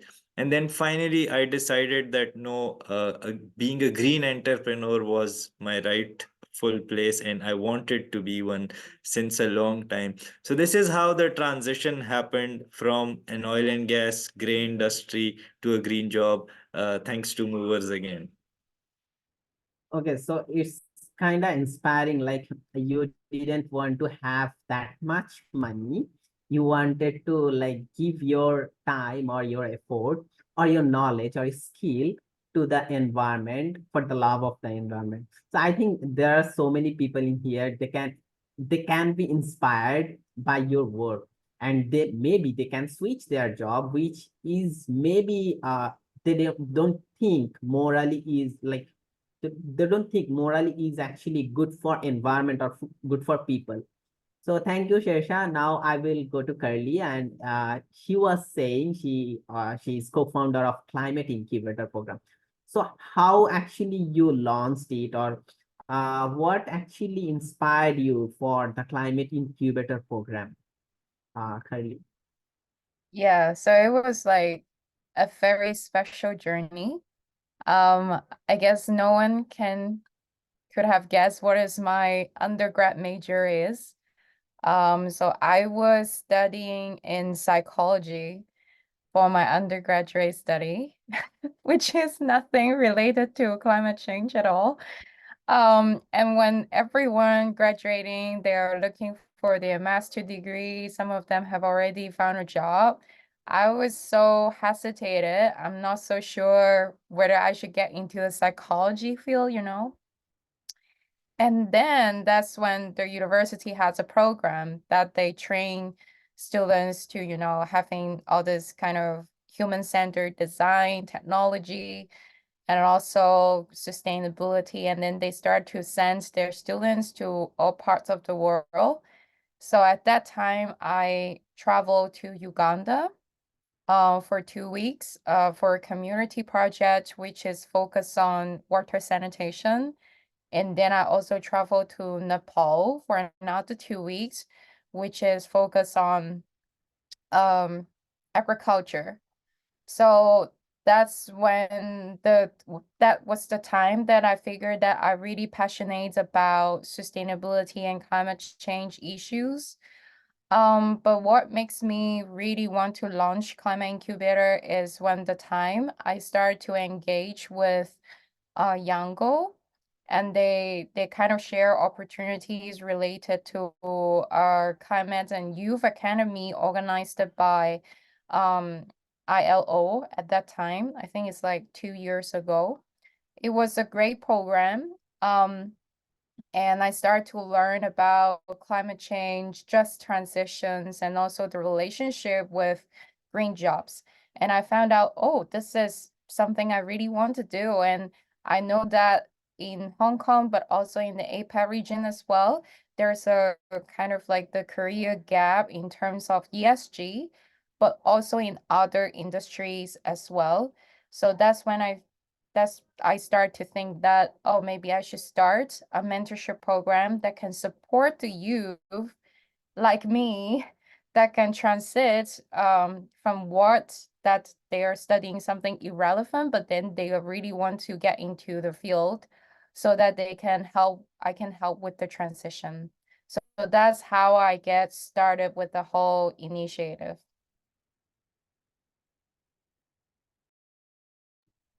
Sorry, I was muted.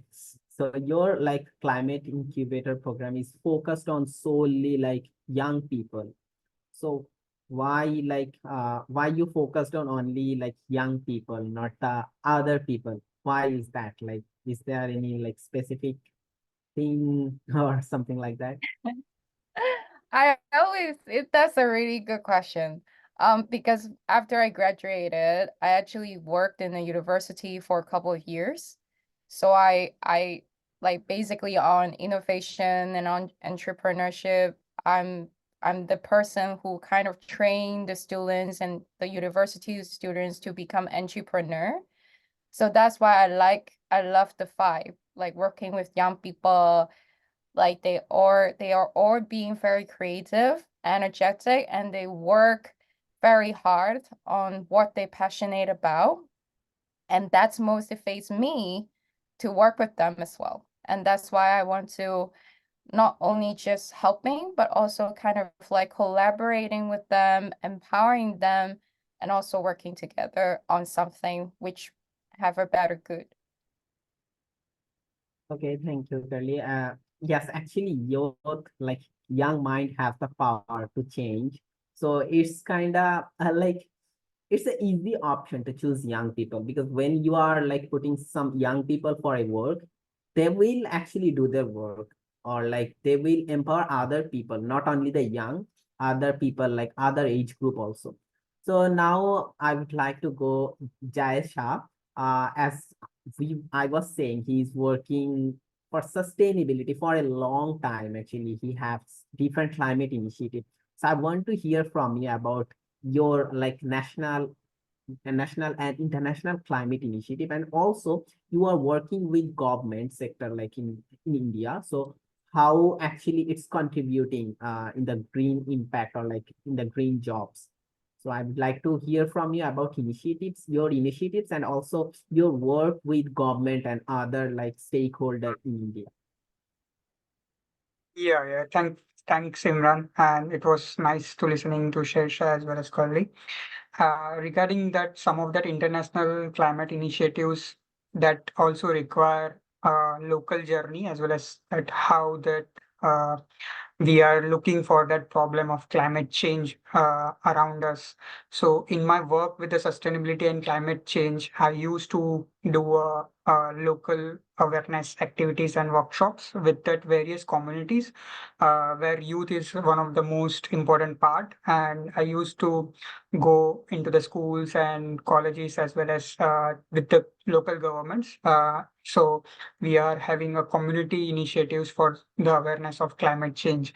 And slowly I realized that lots of climate initiatives are required through the governments. Uh, to implement the various policies so that private sectors, public sectors, and communities should follow that because it's rules and regulations required for that initiative. So I have been deeply involved in the range of various international climate initiative then that aimed promoting a sustainable development goals and reducing overall global carbon emissions. So one of the key initiative that I have been involved and developed during my tenure with that local governments, so that implementation of city level climate action plans.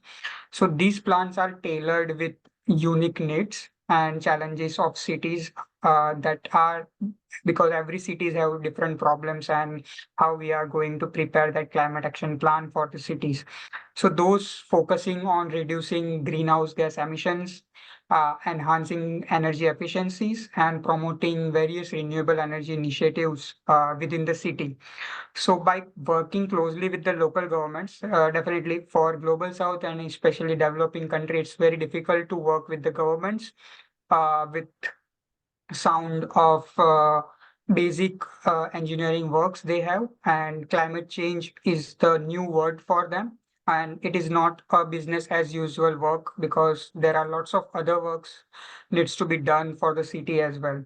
So I used to work with NGOs, international development agencies, and as a part of movers also that I used to work with the local governments as well as for the workshop. And those are the initiative that I created GHG emission inventory and climate action plan for the city. And after that, I used to do advocating for that implementing projects, which is related to the blue-green infrastructure planning. And these projects are critical in enhancing urban resilience and managing stormwaters and all types of heat islands. And that we used to do that, how this biodiversity is very important for the city. So with NGOs, I used to do urban forestry in the city so that we can reduce overall emissions. And in addition to that, currently I'm based in UK. So in addition to this, I have engaged various capacity building efforts. So Movers is one of the major contributions for my journey that I used to do a workshop on various kind of things where starting from that SDGs. So SDG is one of my favorite workshops from Movers side. So I used to do in youth organization as various stakeholders to promote sustainability, education awareness. And uh, there are lots of in Europe region as well as in Western countries, there are lots of ESG regulations. So I have a good interest in that because it's a policy level implementations. And so I'm also part of Yango, so that's the part of advocacy. So how we can just implement policies through the global south so that we can get some finance funding to implement those kind of climate initiatives in our countries as well as for the global south because we are lacking in behind that policy regulations. So UNFCCC process and how those things are happening, so those kind of stuff is very interesting for the youth and that are lasting with that green jobs. And also that ESG reporting in European sectors is very good. So we should just take those policy regulations in our particular countries. And nowadays, lots of countries are having those policies regulations.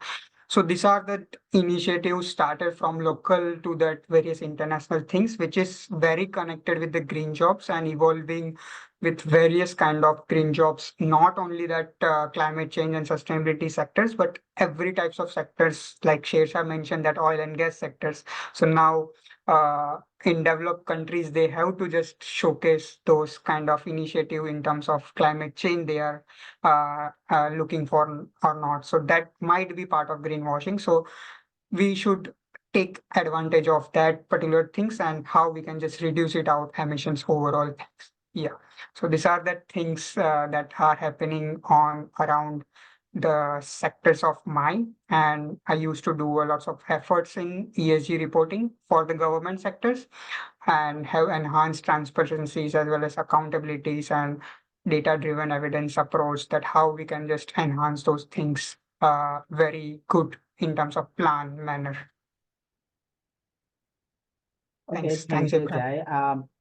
So the thing is like here actually Jai what was he saying, like maybe some of the participants you get it, but the thing is you don't have to like take action like in the field. You can like change the policy, you can advocate for the policy, and you can change. When you can change the policy, all the other people will follow it, like other organization or different company will follow it. So Jai is working on that. So whatever you are doing, like you can do like in-person thing or in the field thing, like you can work in the field for the climate action with the green jobs, or you can do a job which can change the policy, which can like advocate for the policy. So thank you, three of you, like you are sharing what you are doing. I think some of the like most of the participants are right now inspired, but the thing is what they are looking for, I know actually how they can get a green jobs. Like they are more interested about it, like they don't want to hear your success stories, they want to make their success stories. So right now I will ask Shesha to as he is a green entrepreneur, how actually he started it, and also what was the like biggest challenge when he was starting it, like because it's a new thing. So the journey is not like so much easy. It has different challenges. So what was the challenges you face, and also how you overcome it? So your in the green entrepreneurship journey, what was the biggest challenges, and also how you overcome those challenges, and right now you are successful. So maybe those information or those story help the other participant to know actually how they can start. Yeah, thank you, Imran. You've asked the right question. I know all of our participants who don't have a green job right now, they're thinking, where will we get the golden answer from? So the golden answer is my own story, and it's LinkedIn. To be very honest, LinkedIn has given me such a connection, such networks, that without it, I wouldn't be here where I am right now. And this all started while I was in the oil and gas industry. I did two good things, and those two good things have made me reach this point. One was to join the Movers program, and before that, it was to join LinkedIn. And on LinkedIn, I still remember Lamia Apu is here. So she had done a post on LinkedIn that there is a movers boot camp in Pakistan, and we need someone who could facilitate an SDG workshop. And I saw it and I was like, this is my field. Why not join the movers program? So joining the movers program, why do I say about this? Because volunteering, people don't value it that much, but volunteering can give you such a good network that you cannot make otherwise. Like, for example, I couldn't reach out to anyone just saying hi or hello, but I would reach out, hey, I want to do a workshop with you, or let's organize a workshop together. And so that was the starting point of making connections. And then once you have those connections, they can give you so much more. So this is the practical tip I tell everyone. We even host a workshop on LinkedIn from the Movers platform. Do join that workshop if you don't know how to utilize LinkedIn, but otherwise to practice, see what others are doing, and then apply it to your own digital branding. And one day you'll end up having that green job that you desire. Because on LinkedIn, there's so many tips I can give you on LinkedIn, but keep that for another day. Do join one of our workshops on LinkedIn. But this would be the starting point and advice for everyone who wants a green job and doesn't have it right now. This would be my tip for them. Imran, back to you. Okay, thank you, Shesha. So right now, actually, I want to go again to Curly, and I want to know actually, she is also doing a entrepreneurship with the incubator program. So what was like, what is the mission and the goals of her green entrepreneurship? Like I know their main mission or vision is like mission or goal is like to create more green jobs, or like to take more climate related actions. But what was the specific mission and goals for the climate incubator program? I think the first number one is to incubate more youth leaders so that they can incubate more people. So that's the reason why I make this name of climate incubator, because when I step into this climate space, I realize, wow, there are a lot of people who are actually so passionate. And it's so late that I kind of know about these issues and work on these things. So what if I can started educating and engaging with more youth from a younger age, maybe from their high school, so that they can become a climate incubator themselves. And then they can pass on their knowledge, their experience with other youth. So that's basically how I started Climate Incubator. And I actually very agree with Shashan, because when I started Climate Incubator, I never thought of, you know, making it into like a company or initiative, where I just start by having a program or having a project that I really want to do, and let's do it. And I never thought of it become like a business. But later on, when you're trying to engage with more people, a lot of them, I don't know them at first, but then slowly you build your network for LinkedIn just to say hi with them and tell them what your barriers and what your challenges are, and to explore some sort of like collaboration opportunities as well, so that later on it can kind of like bring the network together back to your work, like your own project as well. And that's really fruitful and helpful for later on projects and also for your own career journey. Okay, so we already hear some of the information actually how you should start your green entrepreneurship. Right now, we want to hear from Jai about how actually people can engage with local governments. As he was saying, he worked with local governments in India and in different part of India. So how actually people can engage with local governments or the government project in the climate change initiative or in the environmental sectors initiative. And uh, is it like easy or like there is complication? Maybe Jai will give some information how they can get the job or the work or the opportunities easily. So Jai, how like young people can involve with local governments for the climate or environment? Thanks, Imran. Just to understand this things which is local governments as well as the overall government, it will be the different to country and city to city. But the overall the issue with the local government is to just uh, locate them. Like if you want to meet them in person, then it will be very difficult for you as a normal person or normal citizen. Uh, so for that, each and every country and each and every have that adaptations plan as well as NDCs. So those things who are not aware about like that every country needs to share their climate action plan and NDCs and adaptations action plan to the UNFCCC. So who are signing those Paris Agreement.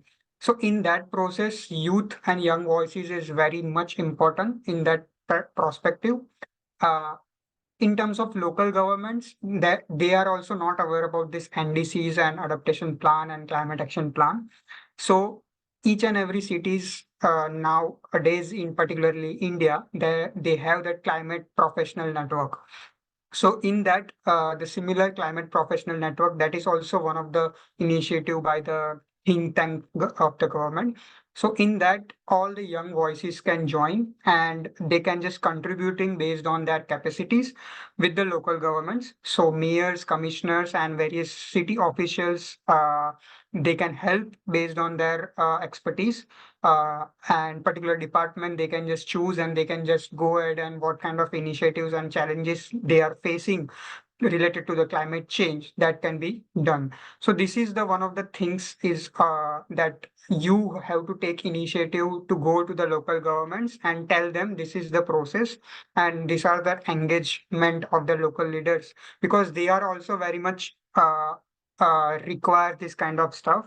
And in terms of their requirements, definitely they are very much interested in the elections and that politics. So this climate change issues we should shape in that manner so that we can engage with that local leaders through the various platform. So I used to do those kind of stuff only, that there are lots of platform they needs to like GCOM, CDP, and those platforms are the global convenient mayors where mayors can sign and commit the climate initiative. So they can just have exposure of international. So those kind of initiatives we can just share with them, and then we can just participate in local government meetings, form of various advisory groups, collaborate of community projects where lots of other government initiatives and policies can replicate together. Lots of educational initiatives can be done. So one of this is green job awareness campaigning, and there are lots of colleges also coming up, like energy compact. If government wanted to prepare, then they don't have that technical capacity. So as a youth and maybe through the research and analysis, we can help them and just submit that particular collision or submission to that internationally or maybe nationally, that amplify our voice and impact for the climate change. So these are that ways we can just connect with that various government.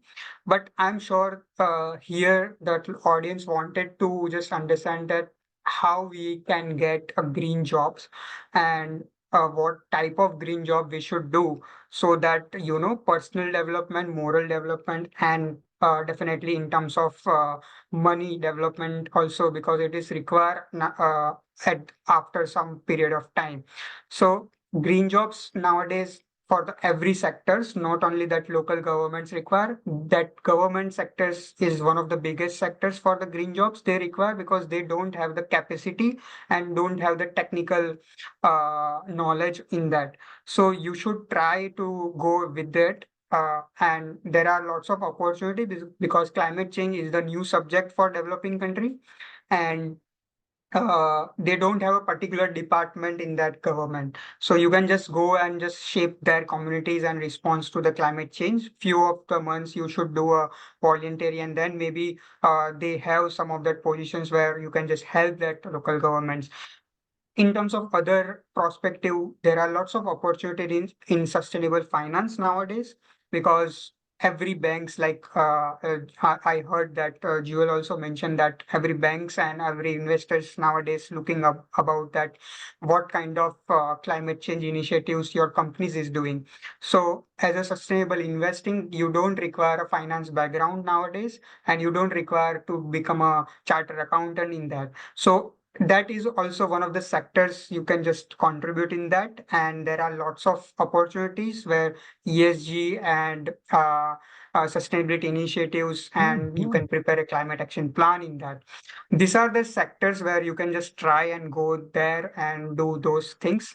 And similarly, transportation, waste management, wastewater, and the water sectors, those sectors are also have those green jobs very well nowadays for each and every countries. And the analysis they require very much because of the rules regulation. So people are following lots of rules regulations, and we should aware about as a young generations so that we can contribute more. And definitely ultimately we have to just keep moving with the rules and regulations. So yeah, that's the things we should try in that particular journey of green jobs, where this audience and these movers can contributing in that particular journey.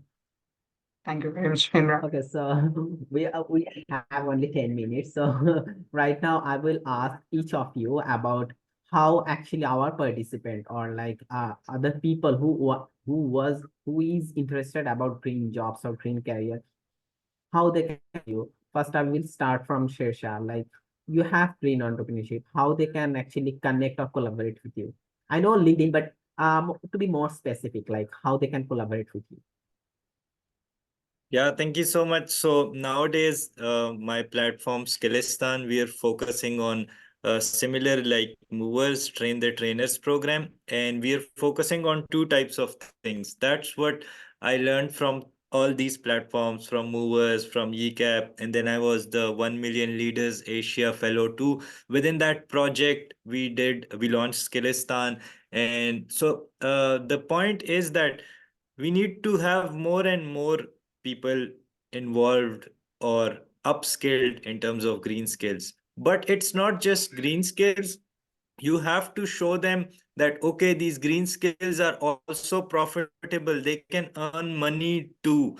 So in under Skillistan's vision, I have combined mainly two things: green skills along with money making digital skills, that I call, say for example, freelancing. You should know freelancing, and if you know green skills too, you can earn a lot of money through this. Or for example, nowadays I would say chat gpt is a very or any AI tool, but people don't know how to use it. Like, we take it for granted, we use it all the time, and we think that everyone would know how to use it, but people don't even know what chat gpt is, for example. So doing these workshops on these kinds of skills, I think I can benefit a lot of people, and they can complement their green skills with these other skills that are also required to get a green job, I would say. And having a diverse skill set is a good thing. You should be learning a lot of new. For example, thanks to movers again, I learned Canva, right? So having a graphic designing as a skill is a money making skill. And if you are also, you want to work in the green area, for example, you're designing a poster for a climate workshop, so that's double the advantage. You know a skill which is a money making skill, and you're also treated towards green areas. And how can people connect with me and collaborate with me? I'm always open to collaborations. And this year we are operating mainly physically in Pakistan, but for next years I have this plan to expand. So it's Skilistan, right? So the word Istan basically means land. It's a Persian word. And even Hindustan, like India was called Hindustan, so this means land.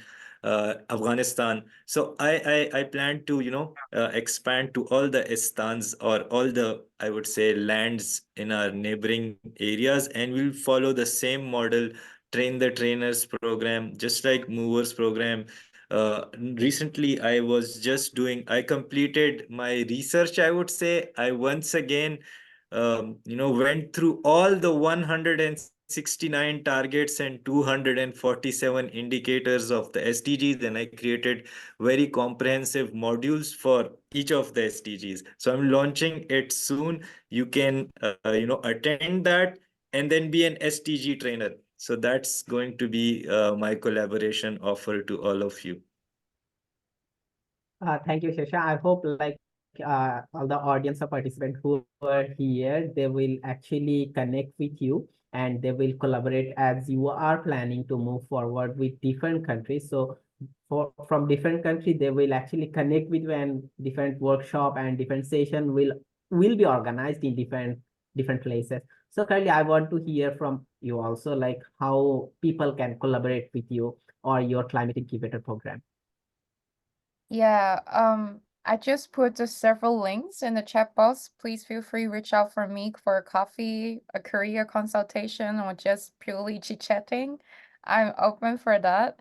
Um, for us, apart from the mentorship program, we are also planning to create a green job board game that can allow more youth, and also we closely working with different universities in Hong Kong, but we are also thinking about putting this kind of board game to other country as well. So I also very appreciate with the sharing of Jay, because I heard a lot of your experience in terms of like advocacy and negotiation. I'm also a climate advocate as well, and And that's why I want to pass along like what I've learned by attending or this like international negotiations, just to pass on this knowledge to other youth. And we are not we are trying to expand different skill sets, but instead of making like money making skills, we are also training the youth for their leadership skills, some of their soft skills as well.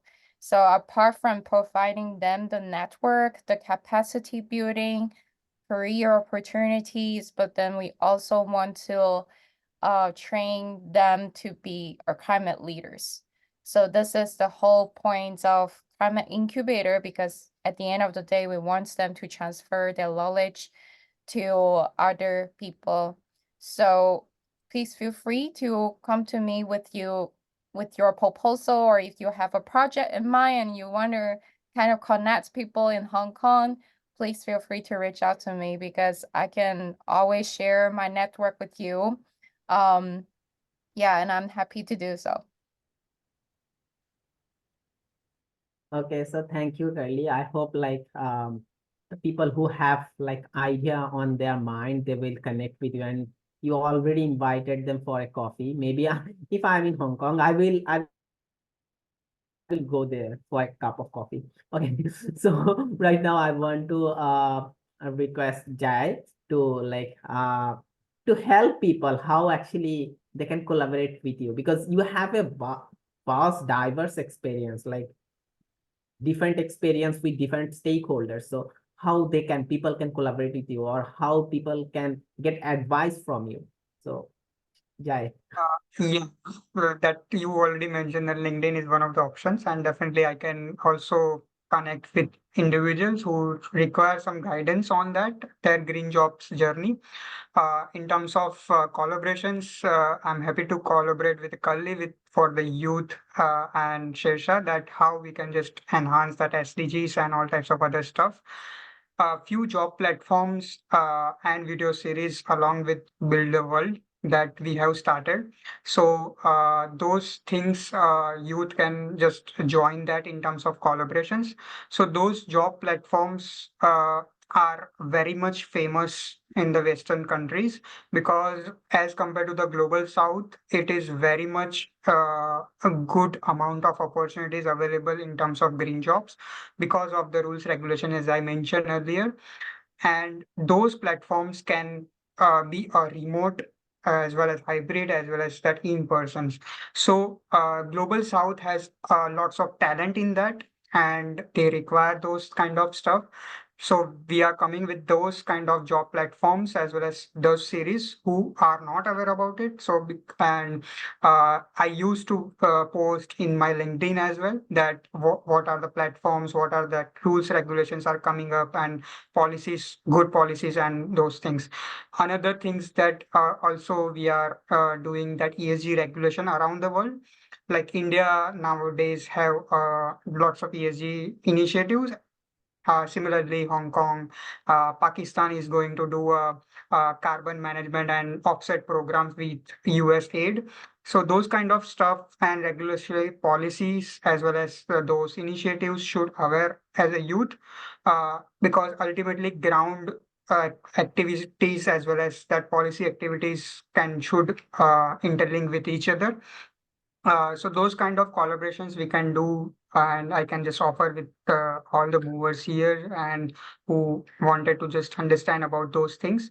Apart from these are lots of soft skills, as Carly mentioned, that you should take as a part of leadership things, not only that money related stuff, but definitely what are the market requirements in terms of software tools that I have. I have listed down those stuff, and I have shared with that things as well. I try to post in my LinkedIn as well, or maybe if you want to interest that, please just DM me. And those tools and techniques are very important as a part of green jobs, and you can just explore those things. And soft skills in terms of SDGs awareness, UN Global Compact principles, UNFCCC process, COP29, SB60. So those are the words, technical words are not aware about that youth. So I'm also not aware about the same aura that I have earlier before 3 years. And I developed myself through the research and all types of stuff.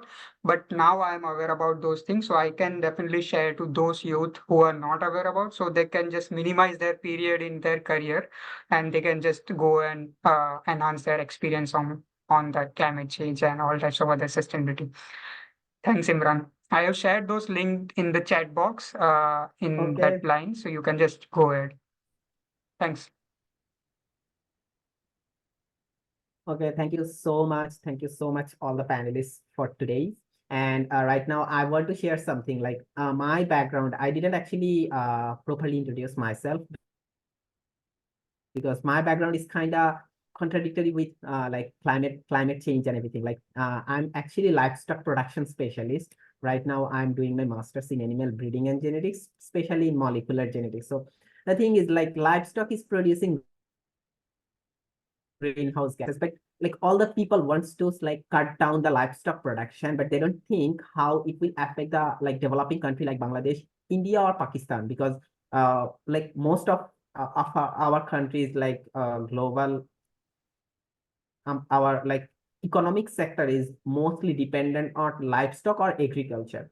When we will stop producing livestock, we cannot like have a good people like because we cannot meet up the protein requirements or the fat requirements for the people.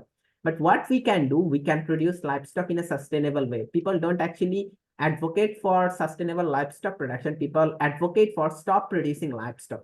So my research is mainly focused on like how we can mitigate the greenhouse gases from livestock production in the gene level. Like if some of the breed, like local breed, they actually produce very less amount of greenhouse gases. So we are actually finding out those things in the gene level. Maybe some of you know in the genetic level. So we will find out those like those line or those breed. Then we will try to actually incorporate those in the production line. This is how we will produce livestock, but we are not producing that much greenhouse gases. So thank you everyone for hearing from us, and thank you everyone, like you are like in the session from 3 hours, I think. So and especially thank you to our panelists. They actually maybe inspired you, they gave you some information, they gave you different insight. I hope those information or insight will help you in your future. So so I'm leaving here. So the floor is yours. Thank you. Bye bye. Okay, thank you so much. Thank you so much for amazing panelists and moderator as well. I hope all of you have some takeaways and some tips to take action to starting green journey. And I'm also happy that after this workshop, some of you like collaborate with panelists today. And we don't have time now, so let me just quick guidance. First of all, in terms of action plan, feel free to write your action plan and share it in the Instagram. And second one is we have another exciting opportunities on APFSD side event, engaging youth in green and just economy transition. So I drop in the chat box. So if you are interested in green jobs and climate change and environmental issues, feel free to register and join this event. And then last one is tomorrow. We have a day 4, last day of the Movers We Summit. So we have a special speech of Shisha. So don't miss out of this anniversary day. Thank you for joining this event. I hope we can meet tomorrow again. Thank you. Thank you, everyone. Bye. Thank you. Bye bye.